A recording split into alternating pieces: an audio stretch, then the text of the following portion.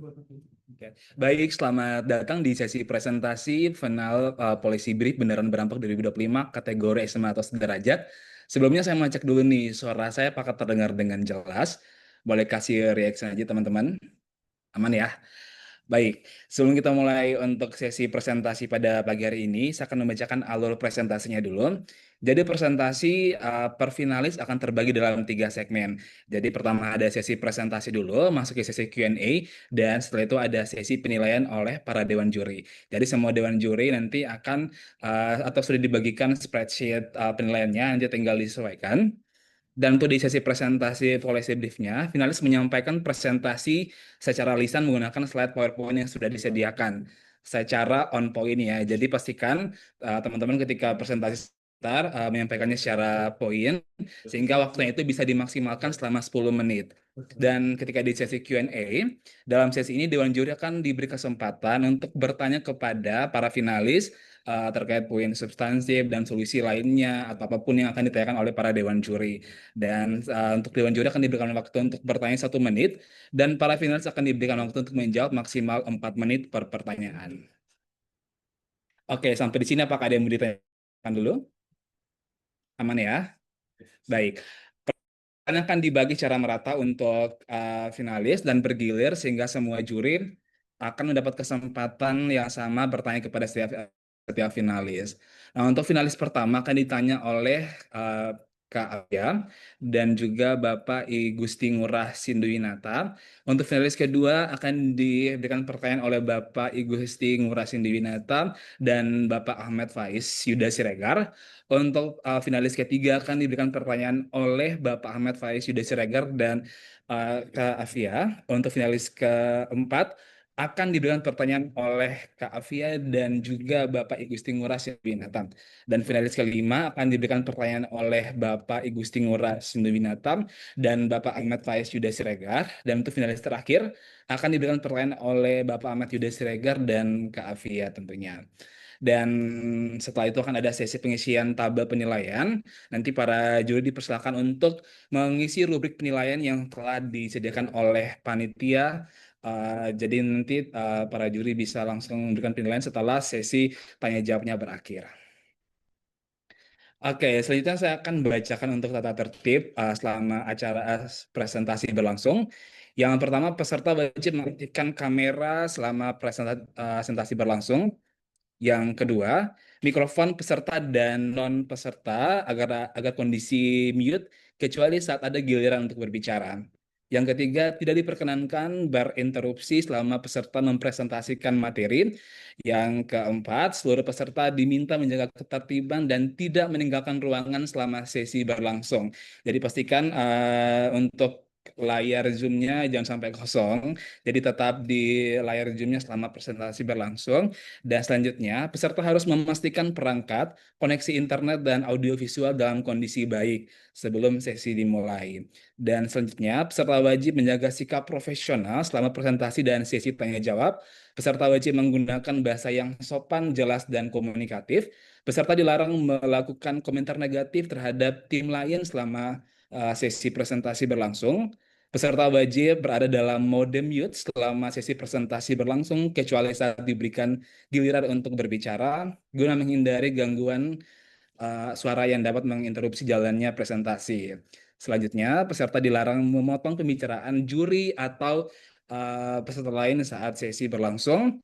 Batas waktu ini bersifat mutlak ya dan berlaku untuk semua peserta tanpa adanya pengecualian. Jadi peserta yang melebihi batas waktu akan dihentikan otomatis oleh panitia, dan panitia MC juga akan menambahkan waktu bagi peserta yang melebihi tidak akan menambahkan waktu bagi peserta yang melebihi batas waktu.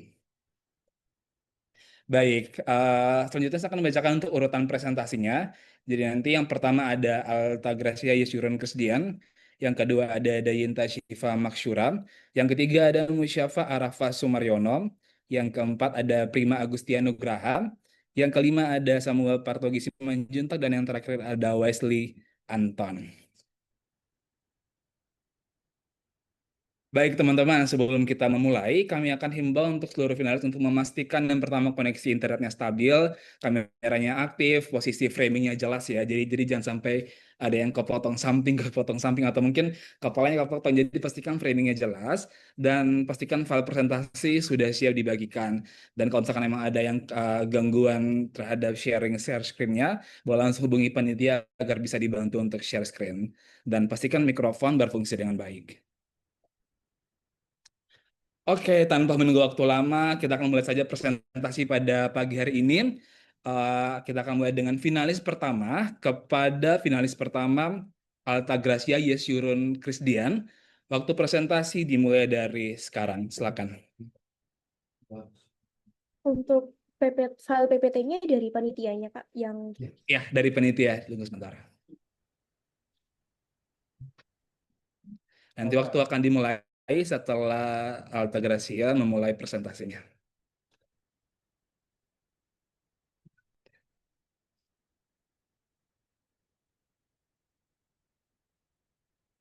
Gimana Alta Gracia sudah siap? sudah siap. Oke, semangat ya. Oke, sudah share screen-nya. Silakan Alta Gracia, waktu dan tempat dipersilakan. Baik.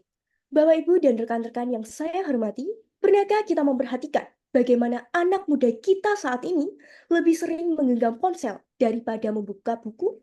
Hampir setiap hari, mereka terkoneksi dengan TikTok, Instagram, YouTube, dan berbagai platform digital lainnya. Namun ironisnya, menurut data Badan Nasional Penanggulangan Terorisme, banyak pemuda Indonesia merasa bahwa semangat nasionalisme mereka kian menurun. Kondisi ini tentu menimbulkan pertanyaan yang besar. Bagaimana mungkin Pancasila sebagai dasar negara kita tetap bisa dihayati jika generasi penerusnya tidak lagi merasa dekat dengan nilai-nilai itu? Assalamualaikum warahmatullahi wabarakatuh. Salam sejahtera untuk kita semua. Bapak, Ibu, Dewan Juri, dan rekan-rekan yang saya hormati, perkenalkan, saya Alta Gracia Shurun dari SMA Negeri 1 Gedek, Mojokerto. Pada kesempatan ini, izinkan saya memulai presentasi dengan sebuah pertanyaan sederhana. Apakah Pancasila masih benar-benar hidup di hati generasi muda hari ini? Pertanyaan ini penting, karena data menunjukkan adanya gejala penurunan semangat nasionalisme di kalangan para pemuda. Maka dari itu, melalui kesempatan ini, saya akan memaparkan sebuah gagasan yang saya sebut sebagai Panca Muda, platform digital interaktif untuk menginternalisasi ideologi bagi Pancasila bagi Gen Z. Next slide. Hadirin sekalian, mari kita lihat realitas di lapangan. Menurut data BNPT tahun 2019, sekitar 65% pemuda Indonesia merasa nasionalisme mereka menurun. Artinya, lebih dari setengah generasi muda kita mulai merasakan jarak dengan nilai-nilai kebangsaan. Hal ini bukanlah hanya angka statistik, namun sebuah peringatan bahwa ideologi bangsa kita mulai kehilangan relevansinya di hati anak muda. Next slide. Bukan hanya itu, data Kominfo tahun 2023 menunjukkan bahwa hanya 10% remaja Indonesia yang mengakses konten kebangsaan di media sosial. Mengapa demikian? Berdasarkan penelitian, ada dua penyebab utama. Yang pertama, pendidikan Pancasila masih bersifat konvensional. Terlalu banyak teori, namun minim inovasi. Dan yang kedua, belum adanya platform digital partisipatif yang menarik minat generasi muda dalam mempelajari ideologi bangsa.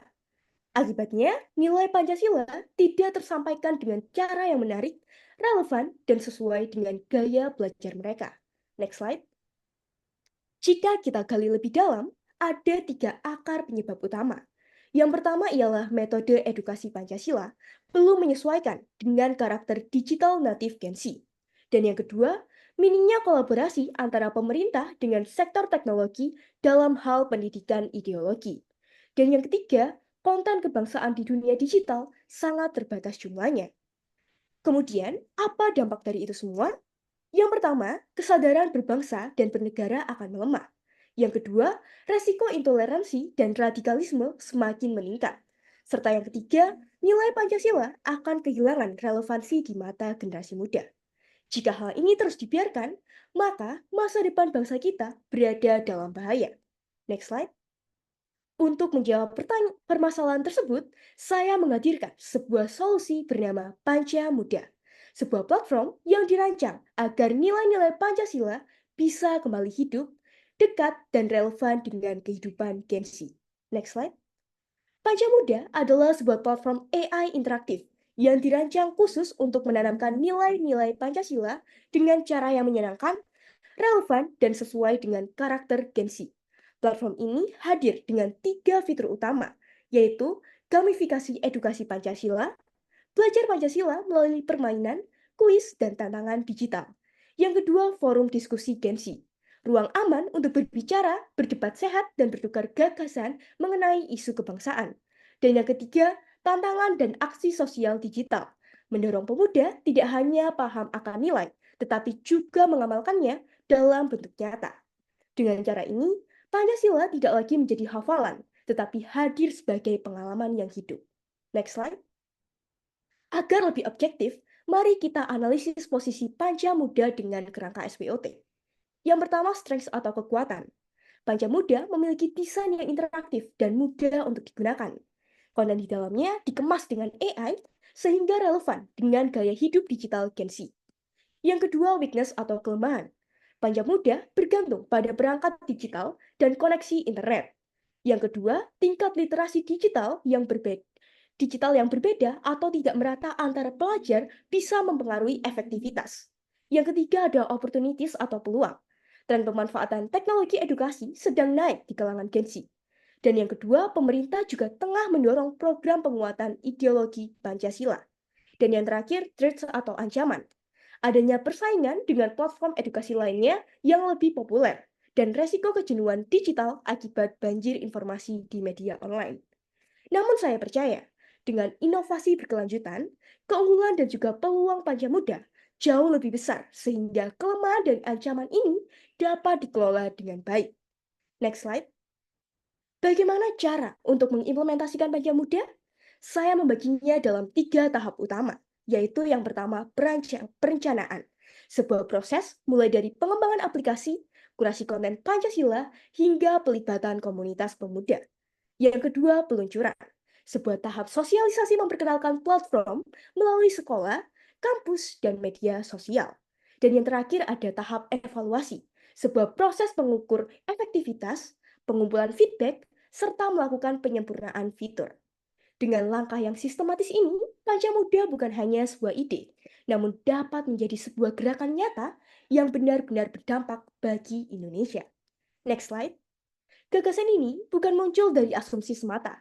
Gagasan ini saya susun berdasarkan berbagai rujukan data, mulai dari laporan BNPT, Kominfo, BPS, hingga berbagai penelitian lainnya. Semua data menunjukkan satu hal, yaitu kita membutuhkan sebuah terobosan digital untuk menghidupkan kembali Pancasila di kalangan Gen Z. Next slide. Hadirin sekalian, izinkan saya menutup presentasi ini dengan satu kalimat kunci. Pancasila tidak hanya diucapkan, tetapi harus diamalkan dalam setiap tindakan. Dan Panca Muda hadir sebagai jembatan agar generasi muda tidak hanya menghafal Pancasila, tetapi benar-benar menjadikannya bagian dari identitas mereka. Mari kita wujudkan generasi emas Indonesia yang berkarakter, berintegritas, dan berjiwa Pancasila. Panca Muda, Pancasila di genggamanmu. Terima kasih atas waktu dan perhatiannya. Wassalamualaikum warahmatullahi wabarakatuh. Waktu dan tempat saya serahkan kembali kepada MC. Baik, masih ada waktu sekitar 2 menit. Ada yang mau ditambahkan lagi, Kak Alta Gracia? Sudah tidak ada, Kak. Sudah cukup ya. Baik, terima kasih untuk presentasinya. Terima kasih. Kita lanjut ke sesi tanya jawab. Nanti untuk pertanyaan pertama akan ditanyakan oleh Kak Afia. Kepada Kak Afia dipersilakan. Baik, nah terima kasih Kak Alta Gracia untuk presentasinya dan juga kerja kerasnya dari awal program ya sampai saat ini. Selamat juga sudah sampai tahap semifinal.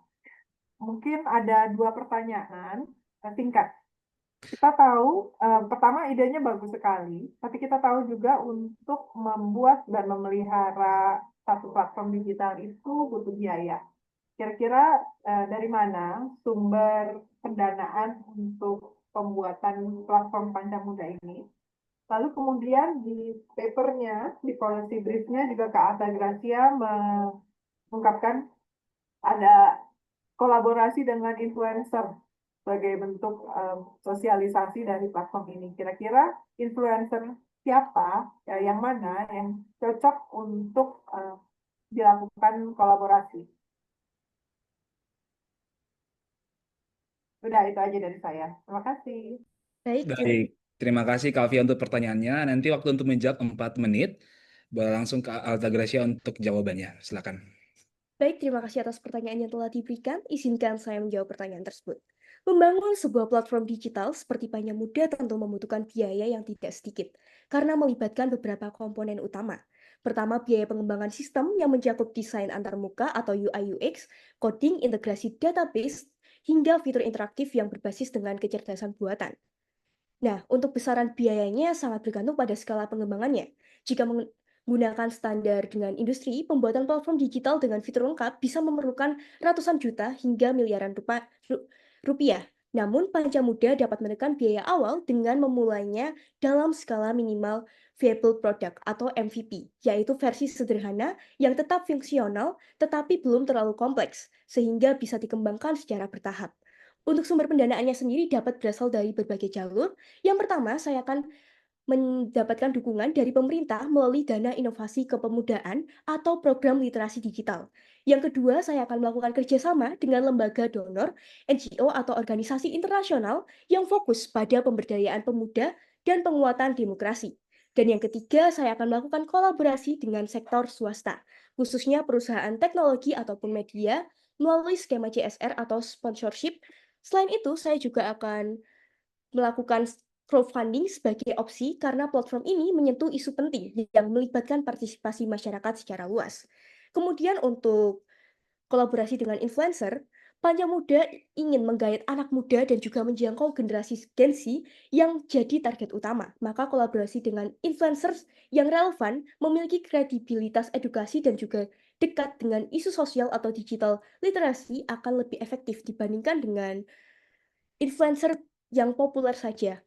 Kemudian untuk beberapa rekomendasinya adalah seperti Najwa Shihab, yaitu seorang figur yang kuat di bidang literasi, kritis, dan juga dipercaya publik. Kemudian saya juga akan bekerja sama juga dengan seperti aktivis atau konten sosial seperti Gita Savitri Devi yang memiliki konten edukatif dan juga membahas isu sosial dan juga anak muda. Dan saya akan bekerja sama juga dengan influencer Gen Z edukatif seperti Jerome Pauline, yaitu seorang yang edukasi dalam matematika dan juga memiliki hiburan juga di kanal YouTube-nya dan memiliki basis Gen Z yang kuat juga. Seperti itu. Oke, masih ada waktu ke Altagracia 1 menit 30 detik. Ada yang mau ditambahin? Sudah cukup. Sudah cukup ya. Baik, terima kasih untuk jawabannya. Kita akan berpindah ke penanya kedua. Untuk penanya kedua akan diberikan kepada Bapak Nata. Kepada Bapak Nata dipersilakan. Baik, terima kasih. Saya ingin menanyakan, mungkin langsung aja ya, saya ingin menanyakan indikator terukur seperti apa yang kamu rekomendasikan? Karena saya lihat di policy briefnya ada indikator. Nah, ini salah satu alat ukur ya. Karena kita tahu sendiri banyak platform digital yang sudah mengunggah tentang Pancasila baik secara digital ataupun buku pelajaran serta berbagai narasi-narasi yang hampir di setiap kementerian lembaga pun ada, tapi masih memang seperti yang Ade ceritakan emang masih kurang mampu memahaminya. Jadi dengan adanya rekomendasi dari Ade, apakah rekomendasi itu bisa lebih baik yang sudah ada dari sekarang, serta apa indikator terukur seperti apa yang direkomendasikan itu aja. Baik, terima kasih Pak Nata untuk pertanyaannya. Nanti bisa dijawab oleh Kak Altagracia sesuai waktu 4 menit ya. Untuk pertanyaan sudah paham tadi pertanyaannya Kak? Aman ya? Sudah Oke. aman. Waktu menjawab dimulai dari sekarang. Baik, untuk indikator terukur yang akan saya ingin capai dalam Panja Muda ini adalah saya memiliki beberapa indikator terukur. Yang pertama yaitu jumlah pengguna aktifnya. Nah, pada penggunaan Panja Muda ini saya memiliki target 50.000 pengguna muda aktif dalam tahun pertama dalam proses pemunculan Panja Muda ini. Yang kedua yaitu adalah tingkat partisipasi diskusi. Nah, minimal 60% pengguna aktif yang ikut dalam Panja Muda ini ikut berpartisipasi aktif dalam forum interaktif setiap bulannya. Nah, kemudian untuk indikator terukur yang ketiga adalah jumlah keterlibatan pemangku kepentingan, yaitu adalah saya memiliki indikator yaitu minimal 5 instansi pemerintah atau komunitas yang berkolaborasi dalam 1 tahun. Kemudian untuk indikator yang berikutnya adalah keterlibatan dengan influencer. Nah, untuk keterlibatan dengan influencer minimal adalah 10 influencer muda yang bergabung sebagai duta ataupun mitra kampanye digital di kampanye muda ini. Kemudian saya juga memiliki indikator terukur yang terakhir yaitu tingkat kepuasan pengguna. Nah, saya ingin tingkat kepuasan pengguna ini adalah diangkat di atas 80% pengguna merasa bahwa platform yang saya hasilkan ini atau Panja Muda ini bisa bermanfaat bagi mereka semua. Untuk mendapatkan tingkat kepuasan pengguna itu, saya akan melakukan berbagai survei ataupun meminta feedback dari para pengguna. Seperti itu. Baik, masih ada waktu lagi ke Altagracia. Ada 1 menit 50 detik, masih panjang. Ada yang mau ditambahkan lagi? Sudah cukup, Pak. Sudah cukup ya. Baik, terima kasih untuk Kak Altagracia, Yes Yuron, kesediaan untuk presentasinya dan juga sudah menjawab pertanyaan dari 2 juri kita. Dan kita akan masuk ke sesi penilaian. Jadi nanti saya minta kesediaan Kak Afia, Pak Nata, sama Pak Ahmed Faiz untuk mengisi rubrik penilaian yang sudah dibagikan oleh panitia. Boleh, silakan waktu penilaiannya dimulai dari sekarang. Baik, waktu penilaian sudah selesai. Dan kita akan masuk ke finalis berikutnya. Baik, untuk Kak Denta, aman untuk share screen-nya? Masih belum bisa, Kak. Mbak. Oke, sudah. Oke, sudah.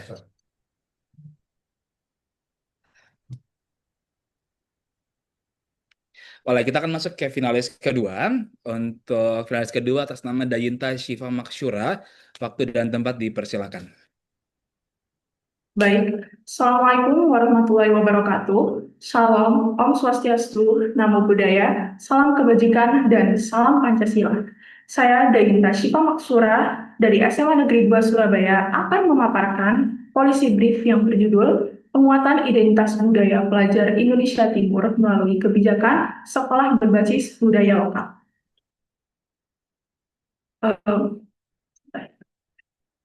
Mengapa Indonesia Timur sebagai target dan khususnya Sumba Timur? Indonesia Timur adalah melting pot bagi keanekaragaman budaya yang perlahan tergerus globalisasi. Sumba Timur contohnya. Bagaimana mungkin warisan yang begitu kaya belum menjadi kekuatan pendorong utama bagi kemajuan masyarakat, terutama generasi mudanya? Dengan IPM rendah dan tingkat kemiskinan tinggi menurut BPS Sumba Timur tahun 2024, daerah ini menghadapi tantangan struktural. Di sisi lain, Sumba Timur memiliki kekayaan budaya yang luar biasa, dari tenun ikat yang diakui dunia sampai tradisi marapu yang unik. Tantangan pembangunan dan potensi budaya yang belum tergarap inilah yang mendorong saya untuk menawarkan gagasan kebijakan ini. Ada 3 permasalahan penting yang mendorong terkikisnya identitas pelajar di Sumba Timur.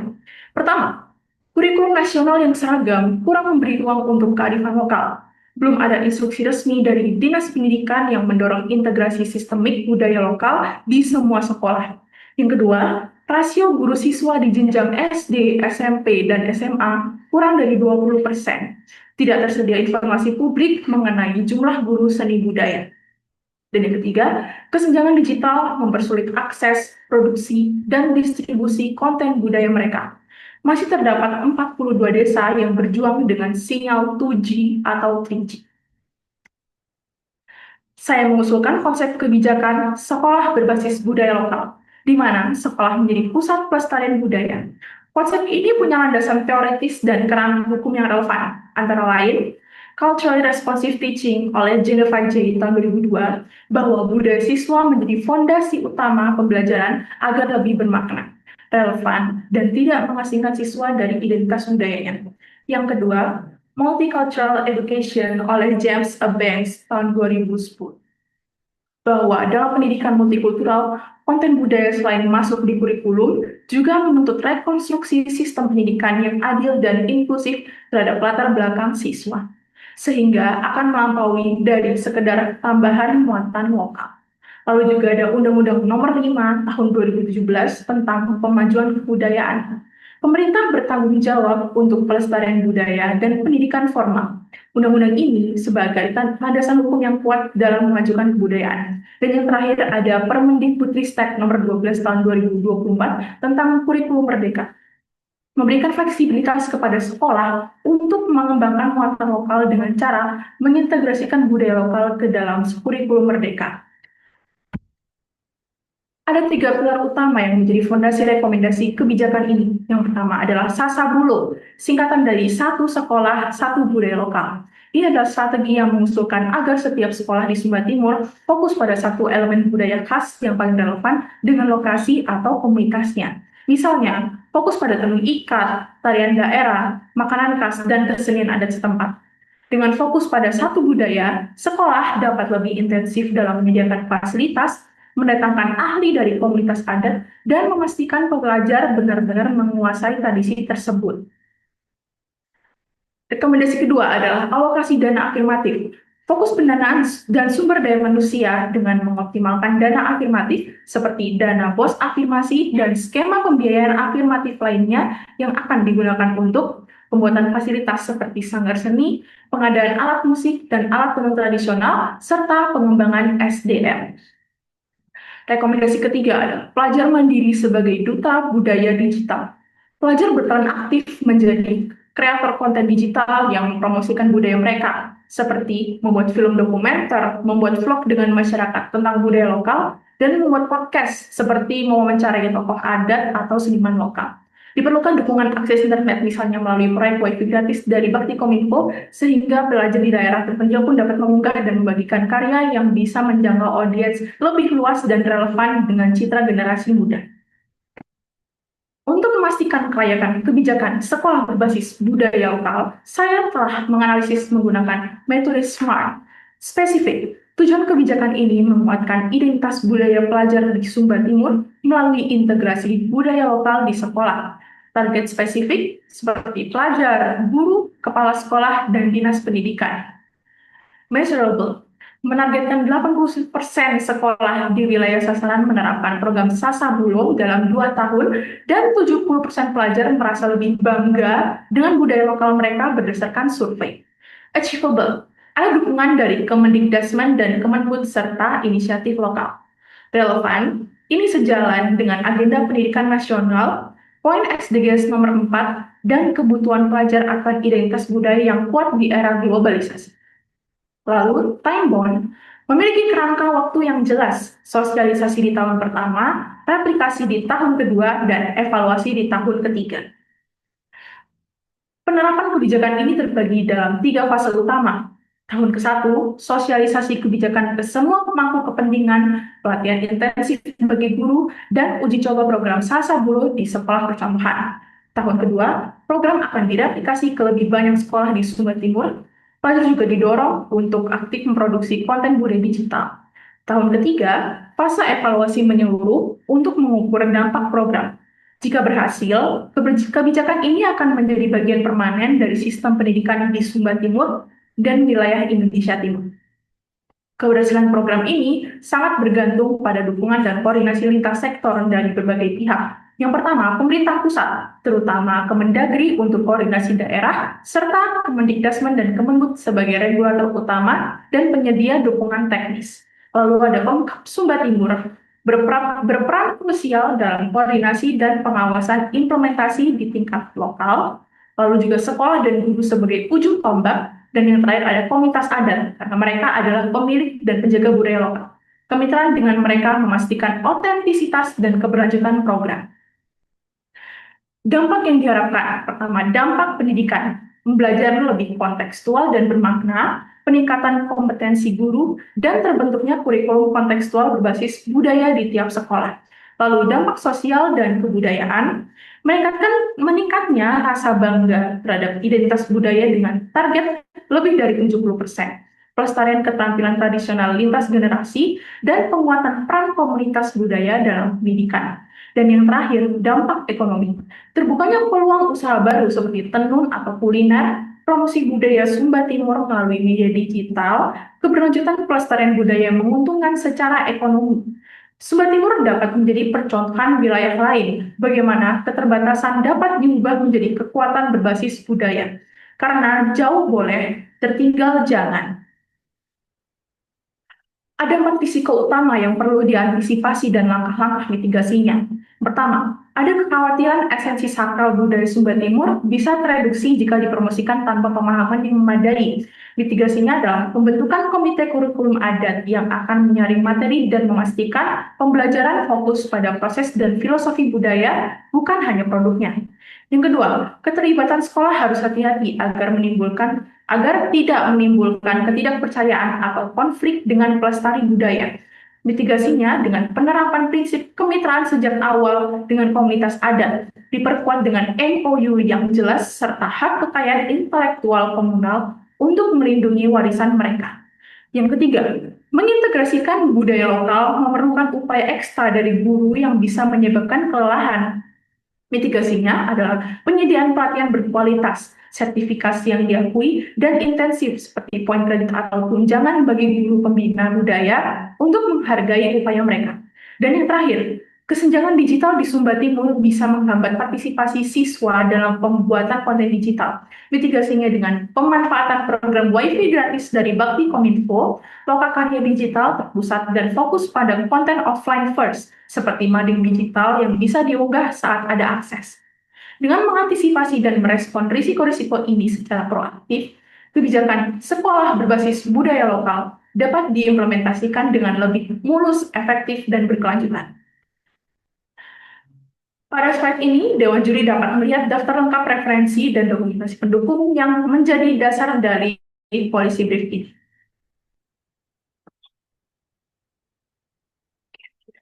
Mempertahankan budaya bukan sekedar mengenang masa lalu. Ini adalah upaya kita membela masa depan bangsa. Terima kasih atas perhatian dan waktu Dewan Juri sekalian. Wassalamualaikum warahmatullahi wabarakatuh.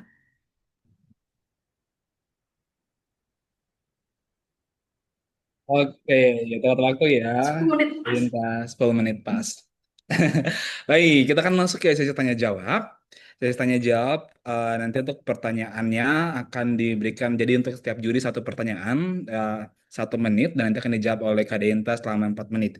Oke, untuk pertanyaan pertama akan diberikan oleh Bapak Nata. Kepada Pak Nata dipersilakan. Baik, terima kasih atas presentasinya. Saya ingin menanyakan, menurut kamu apa yang dibutuhkan terlebih dahulu? Jaringan internet atau jumlah guru yang berkualitas?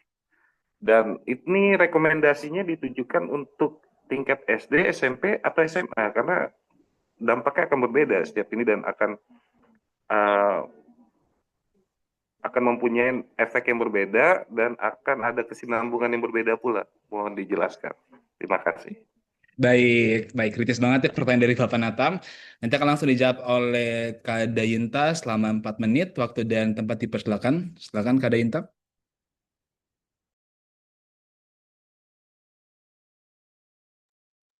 Sudah keluar suara saya? Oh ya, sudah. Oke, sudah. Oke, jadi yang pertama di antara jaringan seperti dari sinyal ataupun jumlah guru, menurut saya yang lebih penting adalah jumlah guru dari semua jenjang.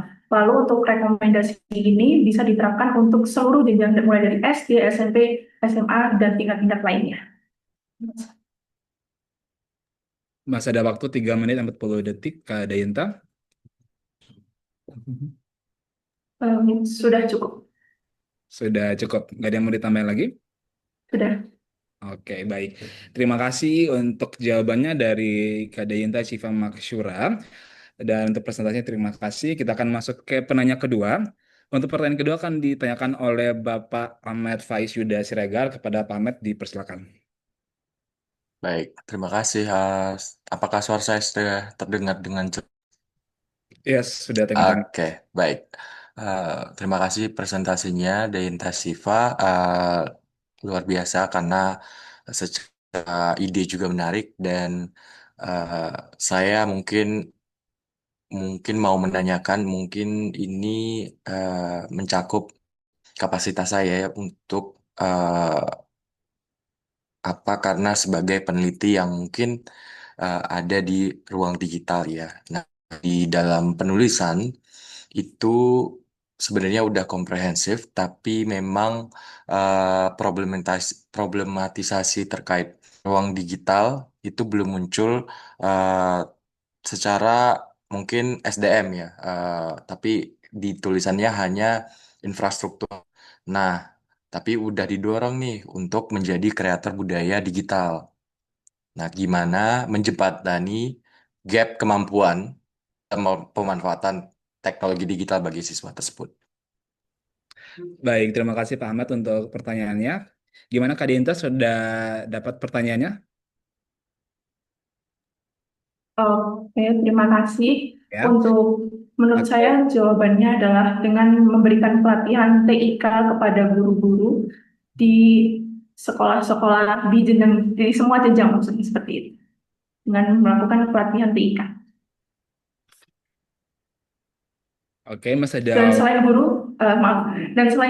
dan selain memberikan pelatihan TIK kepada guru, juga memberikan pelatihan TIK kepada siswa juga karena dua-duanya juga sangat perlu untuk adaptasi digital.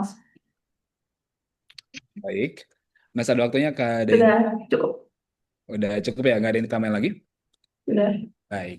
Baik, terima kasih untuk Dayinta Syifa Maksyura untuk presentasi dan jawaban yang sudah dijawab dari dua pertanyaan oleh Dewan Juri. Boleh kasih aplaus dulu teman-teman semuanya. Kita akan masuk ke finalis ketiga. Untuk finalis berikutnya, maaf, kita masuk ke sesi penilaian dulu. Jadi nanti seperti biasa untuk Dewan Juri nanti akan mengisi spreadsheet yang sudah dicantum oleh panitia. Untuk sesi penilaian kita mulai dari sekarang. Baik, karena juri sudah mengisi semua untuk tabel penilaiannya, kita akan langsung masuk ke finalis ketiga. Untuk finalis berikutnya kepada Musyafa Arafa Somaryono. Waktu dan tempat dipersilakan.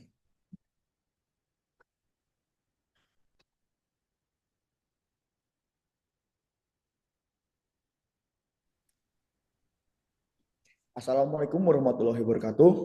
Selamat pagi Dewan Juri yang terhormat dan juga teman-teman finalis Beneran Berdampak 2025. Pada kesempatan pagi ini izinkan saya Musyafar Fas Mariono dari SMA Pradita Digantara untuk mempresentasikan policy brief saya dengan judul Kewargaan Digital Anak, Melindungi Data Pribadi dan Jejak Digital. Langsung saja kita identifikasi masalah. Apa masalahnya? Jadi di era saat ini di Indonesia banyak anak usia SD dan SMP yang sudah memiliki akses terhadap smartphone, teknologi, gawai, dan akses internet. Mungkin jika kita melihat dalam sisi positifnya, mudahnya akses internet dan teknologi akan memberi peluang untuk belajar, mungkin di sekolah dan di bidang pendidikan. Namun apabila akses ini tidak diberi pengawasan atau pembatasan yang layak, justru malah menimbulkan kerentanan atau resiko untuk mereka sendiri.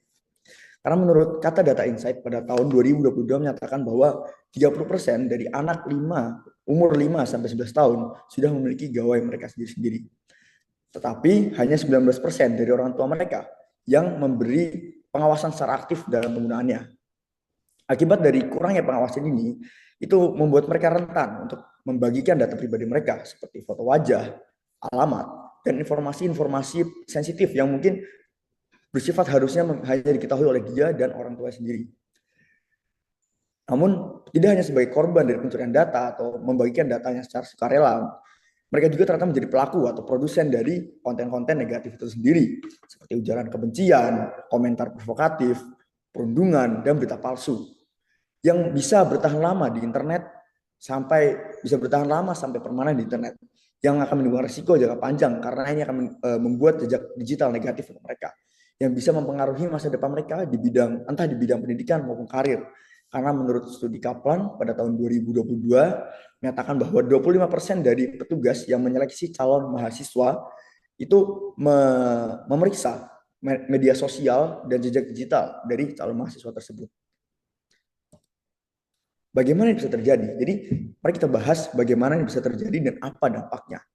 Menurut Kemen PPA pada tahun 2022 menyatakan bahwa 74,34% dari pengguna internet di Indonesia adalah anak-anak berusia 7-17 tahun. Ini merupakan angka yang besar, ini bukan angka yang kecil. Ini menunjukkan bahwa banyak anak-anak yang sudah menggunakan akses internet tanpa adanya pengawasan dari orang tua. Mereka bebas berselancar di dunia maya tanpa adanya pembatasan. Ini terjadinya fenomena ini ada dua faktor yang menyebabkan terjadinya fenomena ini. Faktor pertama itu banyak orang tua yang sibuk. Banyak orang tua yang sibuk sehingga pengasuhan digital diserahkan kepada internet. Diserahkan kepada internet. Jadinya banyak orang tua yang saking sibuknya dengan kerja mereka tidak sempat untuk mengasuh anaknya dan memberikan menunjukkan pelajaran apa yang harus mereka lakukan di internet. Nah, faktor kedua adalah tekanan sosial. Tekanan sosial dari teman sebaya yang sudah memiliki smartphone hingga persepsi bahwa gadget membuat anak lebih tenang. Dan juga banyak anak-anak sekarang sudah dinormalisasikan bahwa banyak anak-anak muda atau anak-anak yang sudah memegang smartphone. Jadi salahnya orang tua justru memberikan anak-anak tersebut gawai di umur yang sangat muda. Tanpa adanya regulasi dan literasi digital yang kuat, kondisi ini akan menciptakan peluang bagi anak untuk terpapar konten beresiko, konten negatif, dan meninggalkan jejak digital permanen dan berpotensi menjadi korban kejahatan siber. Inilah akar masalah yang harus kita jawab, harus kita selesaikan harapannya melalui kebijakan yang terukur dan berkelanjutan. Saya lanjut. Oke, untuk rekomendasi kebijakan yang akan saya tawarkan ada 3. Yang pertama ada SIM digital, yang kedua ada digital will, dan yang ketiga digital citizenship bootcamp. Langsung saja. SIM digital. SIM digital ini bukan surat izin mengemudi dalam bentuk digital, namun surat izin mengakses. Untuk namanya mungkin bisa menyesuaikan, tapi untuk saat ini saya lebih suka memanggilnya SIM digital. Jadi SIM digital ini akan berlaku sebagai sebuah sistem regulasi kepemilikan perangkat digital yang mengatur agar anak di bawah usia 15 tahun tidak bisa memiliki gawai tanpa ada izin resmi dari orang tua. SIM ini akan dikeluarkan oleh Distrik Capil yang bekerja sama dengan pihak sekolah. SIM ini akan berisi atau memuat data seperti data usia anak tersebut, jenis perangkatnya atau spesifikasi lengkapnya, dan bukti persetujuan atau tanda tangan dari orang tua tersebut. Dan untuk anak usia 12-14 tahun, perangkat yang diizinkan hanyalah telepon dasar tanpa akses internet penuh. Jadi mereka dibataskan untuk menggunakan platform-platform seperti Instagram, TikTok, dan lain-lain. Dan untuk anak 15 tahun, mereka sudah diberi akses yang lebih bebas. Namun akan ada kontrak yang harus mereka tanda tangani, yang akan dijelaskan di kebijakan berikutnya. Yang terakhir, akan ada semacam pelatihan untuk mereka sebelum mereka dapat membuat SIM itu sendiri. Lanjut ke digital will. Digital will ini yang saya maksud tadi untuk kontrak etika. Jadi digital will ini adalah sebuah kontrak etika digital yang akan melibatkan 3 pihak, anak, orang tua, dan sekolah. Kontrak ini akan menetapkan aturan yang terkait penggunaan perangkat dan internet, mulai dari batasan waktu penggunaan harian, jenis konten yang dilarang, hingga mekanisme pelaporan jika seorang anak melanggar kontrak tersebut. Dokumen ini akan diperbarui setiap tahun ajaran sehingga ada kesepahaman bersama antara pihak yang terlibat. Namun tantangan dari kebijakan ini adalah tidak adanya kekuatan hukum secara nasional sehingga perlu diperkuat melalui peran aktif guru BK dan wali kelas. Dengan digital will kita memastikan bahwa literasi digital bukan hanya tanggung jawab sekolah atau orang tua saja, tetapi komitmen bersama anak itu sendiri. Ini didasari oleh hukum Permendikbud nomor 20 tahun 2018 dan pasal 54 UU Perlindungan Anak. yang menyatakan bahwa anak di dalam dan di lingkungan satuan pendidikan wajib mendapatkan perlindungan dari tindak kekerasan fisik, psikik, kejahatan seksual, dan kejahatan lainnya yang dilakukan oleh tenaga pendidikan sesama peserta didik atau pihak lain. Ayat 2 yang menyatakan penyelenggara satuan pendidikan wajib mencegah terjadinya tindakan kekerasan sebagaimana dimaksud pada ayat 1. Lanjut ke solusi 3, Digital Citizenship Bootcamp. Ini merupakan program pelatihan intensif yang ini program 3 bulan untuk siswa kelas 7 dan kelas 10, namun intensif ini bukan berarti dia 3 bulan secara berturut-turut. Ini programnya adalah 3 bulan, program 3 bulan akumulatif yang akan dipecah dalam kurikulum. Entah dalam bentuk pelajaran tatap muka maupun dalam modul bentuk cetak. Materi yang akan diajarkan di bootcamp ini akan menyingkup yang pertama ada audit jejak digital, simulasi ancaman seperti grooming, phishing, pembulian, perundungan, ujaran kebencian, dan yang terakhir ada kampanye tentang edukasi digital. Pelaksanaan bootcamp ini akan menjadi kolaborasi antara Kemendikbudristek, Kemenkominfo, dan komunitas edukasi digital seperti Cyberkreasi, contohnya. Dengan ini yang akan mengajar dalam bootcamp ini adalah mentor terlatih yang akan ada di setiap sekolah. Jadi mentor ini harapannya adalah berasal dari mungkin generasi muda seperti Gen Z itu sendiri ataupun dari milenial yang akan terlatih, karena nanti di tahap implementasinya harapannya mentor ini akan ada pelatihan sebelum mereka akhirnya bisa mengajar dalam bootcamp ini.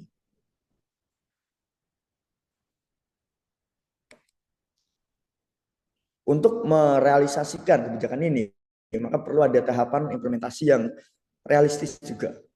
Jadi untuk tahun pertama dari kebijakan-kebijakan ini akan hanya ada dari sosialisasi dari pemerintah dan sekolah terkait kebijakan baru tersebut, terkait SIM digital will, dan bootcamp yang harus diikuti oleh anak-anak tersebut. Harapannya regulasi siap diterapkan dan masyarakat sudah paham tentang apa yang harus mereka lakukan dan apa yang akan datang terkait kebijakan ini. Untuk pada tahun kedua akan ada penerapan SIM digital dan digital will untuk 50 sekolah percontohan atau sekolah penggerak selama 6 bulan, yang pada akhir periode tersebut setelah 6 bulan akan ada evaluasi. Harapan dari tahap ini adalah data dapat dilihat dampaknya secara real, secara data, bahwa berkurangnya pengguna sosial media di bawah umur di bawah 15 tahun. Lalu pada tahun ketiga barulah kita wajibkan SIM digital dan digital will tersebut ke seluruh anak-anak di Indonesia. Harapannya penerapan ini dapat penuh secara nasional, merata, dan tidak ada yang tertinggal. Untuk target keberhasilannya adalah tadi sudah saya sebutkan, berkurangnya angka dari pengguna sosial media di Indonesia di anak umur di bawah 15 tahun. Sekian dari saya. Assalamualaikum warahmatullahi wabarakatuh.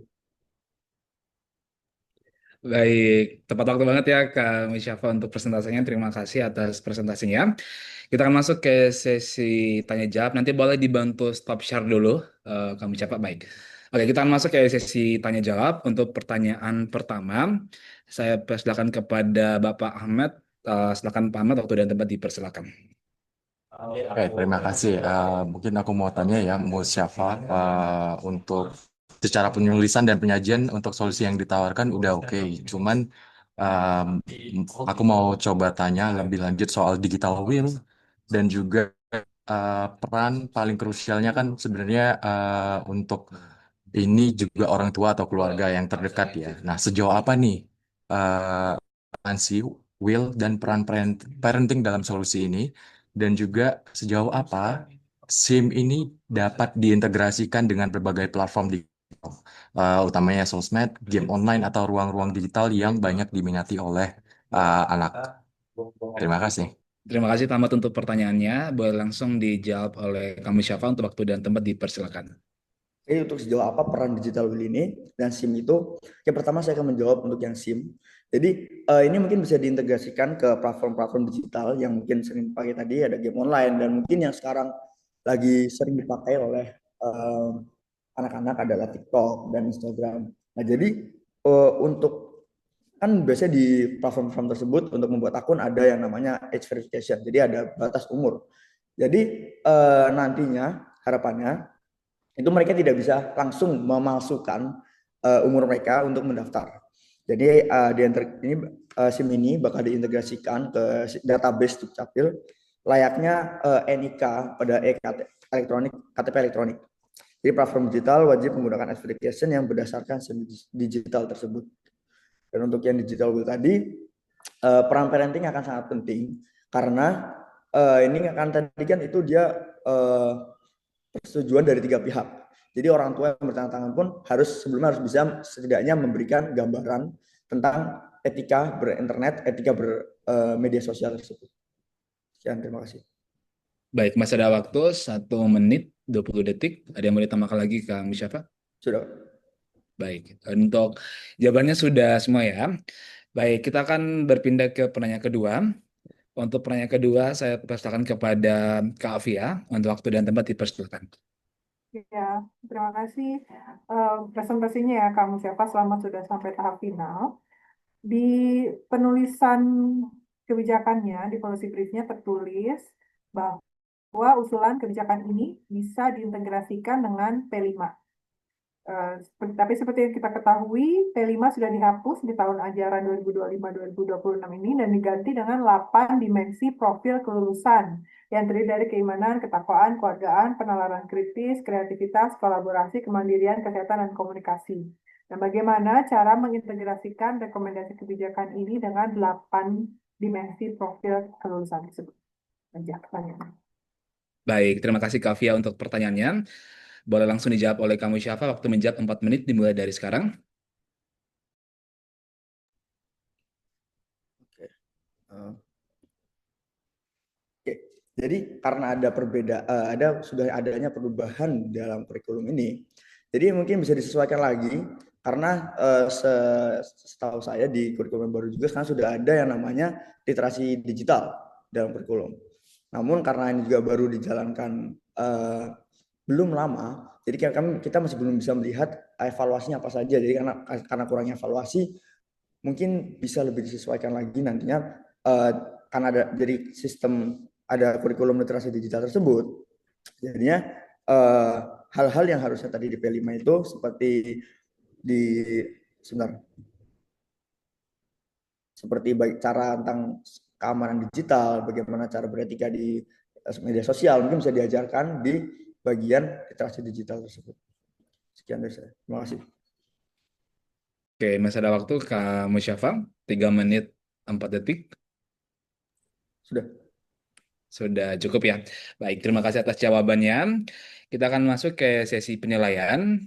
Boleh seperti biasa kepada Pak Ahmed, Kak Afia, sama Pak Nata, nanti boleh diisi di link spreadsheet-nya. Untuk sesi penilaian dimulai dari sekarang. Baik, sesi penilaiannya sudah berakhir. Kita akan berpindah ke finalis berikutnya. Untuk finalis berikutnya, saya persilakan kepada Prima Agustian Nugraha. Untuk waktu dan tempat dipersilakan. Baik, apakah suara saya sudah terdengar? Sudah terdengar dengan jelas. Selamat pagi hadirin yang berbahagia. Perkenalkan, nama saya Prima Agustian Nugraha dari SMA Negeri 1 Cilacap, Jawa Tengah. Saya mempunyai policy brief yang berjudul Revitalisasi Budaya Lokal di Tengah Dominasi Budaya Pop Global. Dengan bingkai tema aktualisasi 5 nilai dasar bela negara melalui gagasan kebijakan anak muda untuk Indonesia tangguh. Saya akan membukanya dengan suatu fenomena yang akhir-akhir ini viral di masyarakat. Setelah kalah perang, Jepang tidak hanya fokus untuk membangun kembali ekonomi, tetapi juga membombardir dunia dengan budaya kreatifnya. Tujuannya agar budaya mereka dikenal, dicintai, dan dikonsumsi oleh masyarakat global. Salah satunya One Piece berhasil menyisipkan berbagai kebudayaan Jepang. Dengan ini, budaya Jepang tidak hanya dikenal, tapi juga dicintai oleh masyarakat dunia, termasuk Indonesia. Lalu, bagaimana dengan budaya daerah kita? Sayangnya, menurut survei Kemendikbudristek tahun 2023, hanya 27% siswa SMA kenal kesenian lokal, sedangkan sisanya mengikuti budaya Korea. Hal ini menunjukkan bahwa budaya lokal kehilangan tempat di hati generasi muda. Ini bukan hanya soal masalah budaya, tetapi juga masalah bela negara. Karena lunturnya cinta tanah air dan melemahnya kesadaran bangsa dan pudarnya kebanggaan kita terhadap identitas bangsa. Apa saja yang menjadi faktor penyebabnya? Sedikitnya ada 4. Yang pertama, generasi muda masih pasif, di mana kurangnya ruang kreatif untuk anak muda menyalurkan kreativitasnya, sehingga anak muda tidak punya rasa memiliki budaya daerahnya. Yang kedua, promosi yang tidak relevan, promosi yang cenderung masih kaku dan monoton, yang tidak sesuai dengan perkembangan zaman. Yang ketiga, kesenjangan digital, di mana komunitas budaya seringkali tidak punya akses teknologi dan kurangnya kompetensi untuk membuat suatu konten digital. Yang keempat, adanya krisis kebanggaan, di mana banyak generasi muda yang masih menganggap budayanya adalah budaya yang kuno. Hal ini dapat menyebabkan melemahnya kesadaran berbangsa, pengikisan nilai Pancasila, dan ancaman disintegrasi budaya. Melalui gagasan ini, saya melahirkan gagasan Suara Nusa, di mana Suara Nusa adalah suatu gerakan yang dikelola dari, oleh, dan untuk anak muda Indonesia. Suara Nusa mengajak generasi muda untuk bertransformasi dari sekedar konsumen budaya asing menjadi kreator budaya lokal yang bangga terhadap identitasnya. Suara Nusa adalah wadah kolaborasi bahwa budaya harus hidup, bertumbuh, dan dibanggakan di era digital. Tujuan dari Suara Nusa dirumuskan secara smart sehingga jelas arah dan dampaknya. Program ini menargetkan lahirnya ratusan konten kreatif yang mampu menjangkau ribuan generasi muda dengan memanfaatkan Instagram, website, dan pelatihan kreatif sederhana namun efektif. Target ini dapat dicapai secara nyata. Suara Nusa relevan dengan kebutuhan zaman dengan menjawab krisis identitas generasi muda menjadi bentuk bela negara. Untuk memastikan keberlanjutannya, perkembangan program ini juga dievaluasi setiap 3 bulan. Lalu, bagaimana strategi dan tahapan implementasinya? Yang pertama, pemetaan potensi sekolah dan komunitas budaya. Yang kedua adalah pelatihan menjadi kreator budaya muda, yaitu dengan pelatihan pembuatan konten digital. Yang ketiga, meluncurkan platform digital Suara Nusa berupa website dan juga Instagram yang dikelola langsung oleh generasi muda. Yang keempat, menjalankan kampanye budaya keren agar budaya lokal tampil dengan gaya yang sesuai dengan tren anak muda masa kini. Yang kelima, menyelenggarakan festival budaya antar wilayah baik secara daring maupun luring. Yang keenam, menghadirkan budaya naik kelas, di mana generasi muda membantu komunitas budaya yang belum bisa akses digital, sehingga generasi muda membantu untuk mendigitalisasi aktivitas mereka. Yang ketujuh, memberi dukungan berupa beasiswa, promosi karya, sertifikat, serta kolaborasi untuk keberlanjutan selanjutnya. Yang kedelapan adalah ekspansi global, di mana diaspora Indonesia bisa menjadi duta budaya digital di tingkat internasional. Mengapa Suara Nusa realistis untuk dijalankan? Yang pertama, Suara Nusa adalah suatu wadah yang kolaboratif, melibatkan pelajar, sekolah, komunitas budaya, pemerintah, dan swasta. Yang kedua, inklusif dan adaptif, di mana suatu platform digital disesuaikan dengan generasi muda, karena yang namanya budaya perlu adanya suatu inovasi. Yang ketiga, fleksibel dalam pendanaan, bisa lewat APBN, APBD, CSR, maupun gotong royong digital. Yang keempat, sudah ada prototipe nyatanya berupa akun Instagram dan juga website Suara Nusa. Yang kelima, menyasar akar masalah, yaitu digitalisasi budaya dan pelibatan aktif generasi muda. Di sini saya menyajikan berupa prototipe dari website dan juga Instagram Suara Nusa. Selain itu, Suara Nusa adalah bentuk nyata dari aktualisasi 5 nilai dasar negara. Yang pertama, cinta tanah air, yaitu dengan menumbuhkan rasa bangga generasi muda pada budaya daerahnya. Yang kedua, kesadaran berbangsa dan bernegara lewat interaksi antar berbagai daerah yang meneguhkan bahwa keberagaman menjadi pemersatu Indonesia. Yang ketiga, konten pada Suara Nusa menanamkan nilai-nilai Pancasila. Yang keempat, generasi muda rela berkorban, berkontribusi waktu, tenaga, dan kreativitasnya sebagai relawan budaya. Yang kelima, kemampuan untuk bela negara. Program ini menempa generasi muda menjadi pribadi kritis, kreatif, dan berakar pada budayanya. Hadirin yang berbahagia, bayangkan jika tadinya generasi muda yang hanya menjadi penonton budaya asing, menjadi kreator budaya lokal yang membanggakan. Bayangkan jika tadinya identitas bangsa kita terkikis, ini kembali dibangkitkan oleh generasi muda. Inilah visi besar dari adanya Suara Nusa, mengubah cara kita untuk melihat, merawat, dan merayakan budaya bangsa Indonesia melalui tangan-tangan kreatif generasi muda.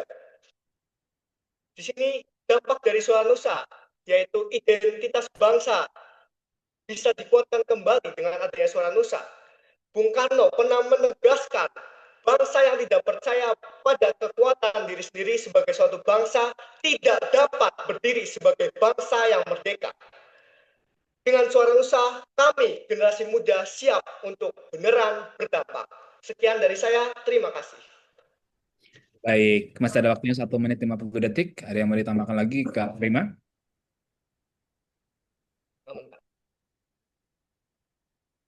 Masih ada waktu tersisa. Ada yang mau ditambahkan lagi?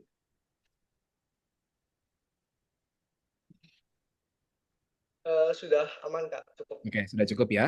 Baik, terima kasih kepada Kak Prima atas presentasinya. Kita akan masuk ke sesi tanya jawab. Nanti seperti biasa, juri memberikan pertanyaan selama 1 menit dan akan dijawab oleh finalis selama 4 menit. Untuk penanya pertama, saya akan memberikan kepada Kak Afia. Kepada Kak Afia dipersilakan. Baik, terima kasih Kak Yosafat. Selamat ya Kak Prima sudah sampai tahap final, nggak mudah menyingkirkan saingan yang begitu banyak. Pertanyaan saya mau fokus di tahap implementasi yang nomor 7 tentang dukungan dan insentif. Pertanyaannya itu kan disebut, dituliskan ya, bentuk-bentuk insentifnya adalah beasiswa, promosi karya, sertifikat, dan kolaborasi CSR untuk mendukung keberlanjutan. Nah, tolong jelaskan lebih lanjut, beasiswa seperti apa yang dimaksud, kemudian institusi apa yang dituju yang bisa menggunakan beasiswa tersebut, sertifikatnya seperti apa, lalu kemudian contoh kolaborasi CSR-nya seperti apa, kemudian apa insentifnya bagi perusahaan-perusahaan untuk terlibat dan mau memberikan CSR-nya. Itu aja pertanyaan dari saya. Makasih Kak Prima. Baik, terima kasih Kak Afia untuk pertanyaannya. Buat Kak Prima, apakah sudah jelas pertanyaannya? Baik, untuk menjawab, waktunya 4 menit dimulai dari sekarang. Untuk beasiswanya tersendiri, Kak, kita bisa memberikan suatu beasiswa pelatihan budaya atau pelatihan konten kepada generasi muda ini, sehingga generasi mudanya ini bisa menjadi influencer ataupun bisa menjadi sebagai tokoh budaya di sekolah mereka masing-masing. Dan juga diberikan sertifikat bahwa mereka ini adalah generasi muda yang sebagai teladan bagi generasi muda yang lain. Begitu, Kak. Untuk CSR-nya sendiri, kita bisa berkolaborasi dengan berbagai lembaga dan juga influencer untuk mempromosikan kembali Suara Nusa itu seperti apa, dan juga bagaimana Suara Nusa ini bisa mengakar pada generasi muda Indonesia. Seperti itu, Kak. Apakah? Baik, masih ada waktu 3 menit 8 detik. Ada yang masih mau ditambahkan lagi Kak Prima? Waktunya masih panjang. Mungkin klarifikasi sedikit dari saya boleh? Boleh, silakan Kak Ya, Afia. ini maksudnya adalah apa motivasinya perusahaan mau memberikan CSR untuk program ini? What's in it for them? Apa untungnya buat mereka untuk memberikan CSR ini? Terus kemudian bentuk sertifikatnya itu seperti apa? Itu aja. Oke. Boleh silakan Kak Prima, boleh dijawab. Maaf Kak, apakah boleh diulangi untuk yang CSR karena suaranya tidak Oh jelas. ya, yang CSR kan perusahaan itu kan juga harus memilih kan kasih CSR itu kemana. Nah, apa motivasi buat mereka untuk memberikan CSR ke program ini? Untungnya buat mereka itu apa gitu. Kalau kamu misalnya harus jualan ke Oh perusahaan-perusahaan, ya, siap. nah, Boleh silakan Kak Prima.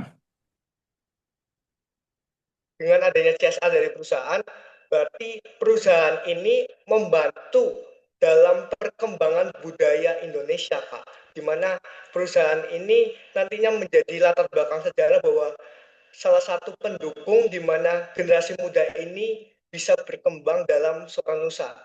Misalnya budaya kita dipromosikan melalui festival budaya dan lain-lain. CSR-nya ini bisa ikut membantu sebagai sponsor dalam pelaksanaan kegiatan tersebut, Kak.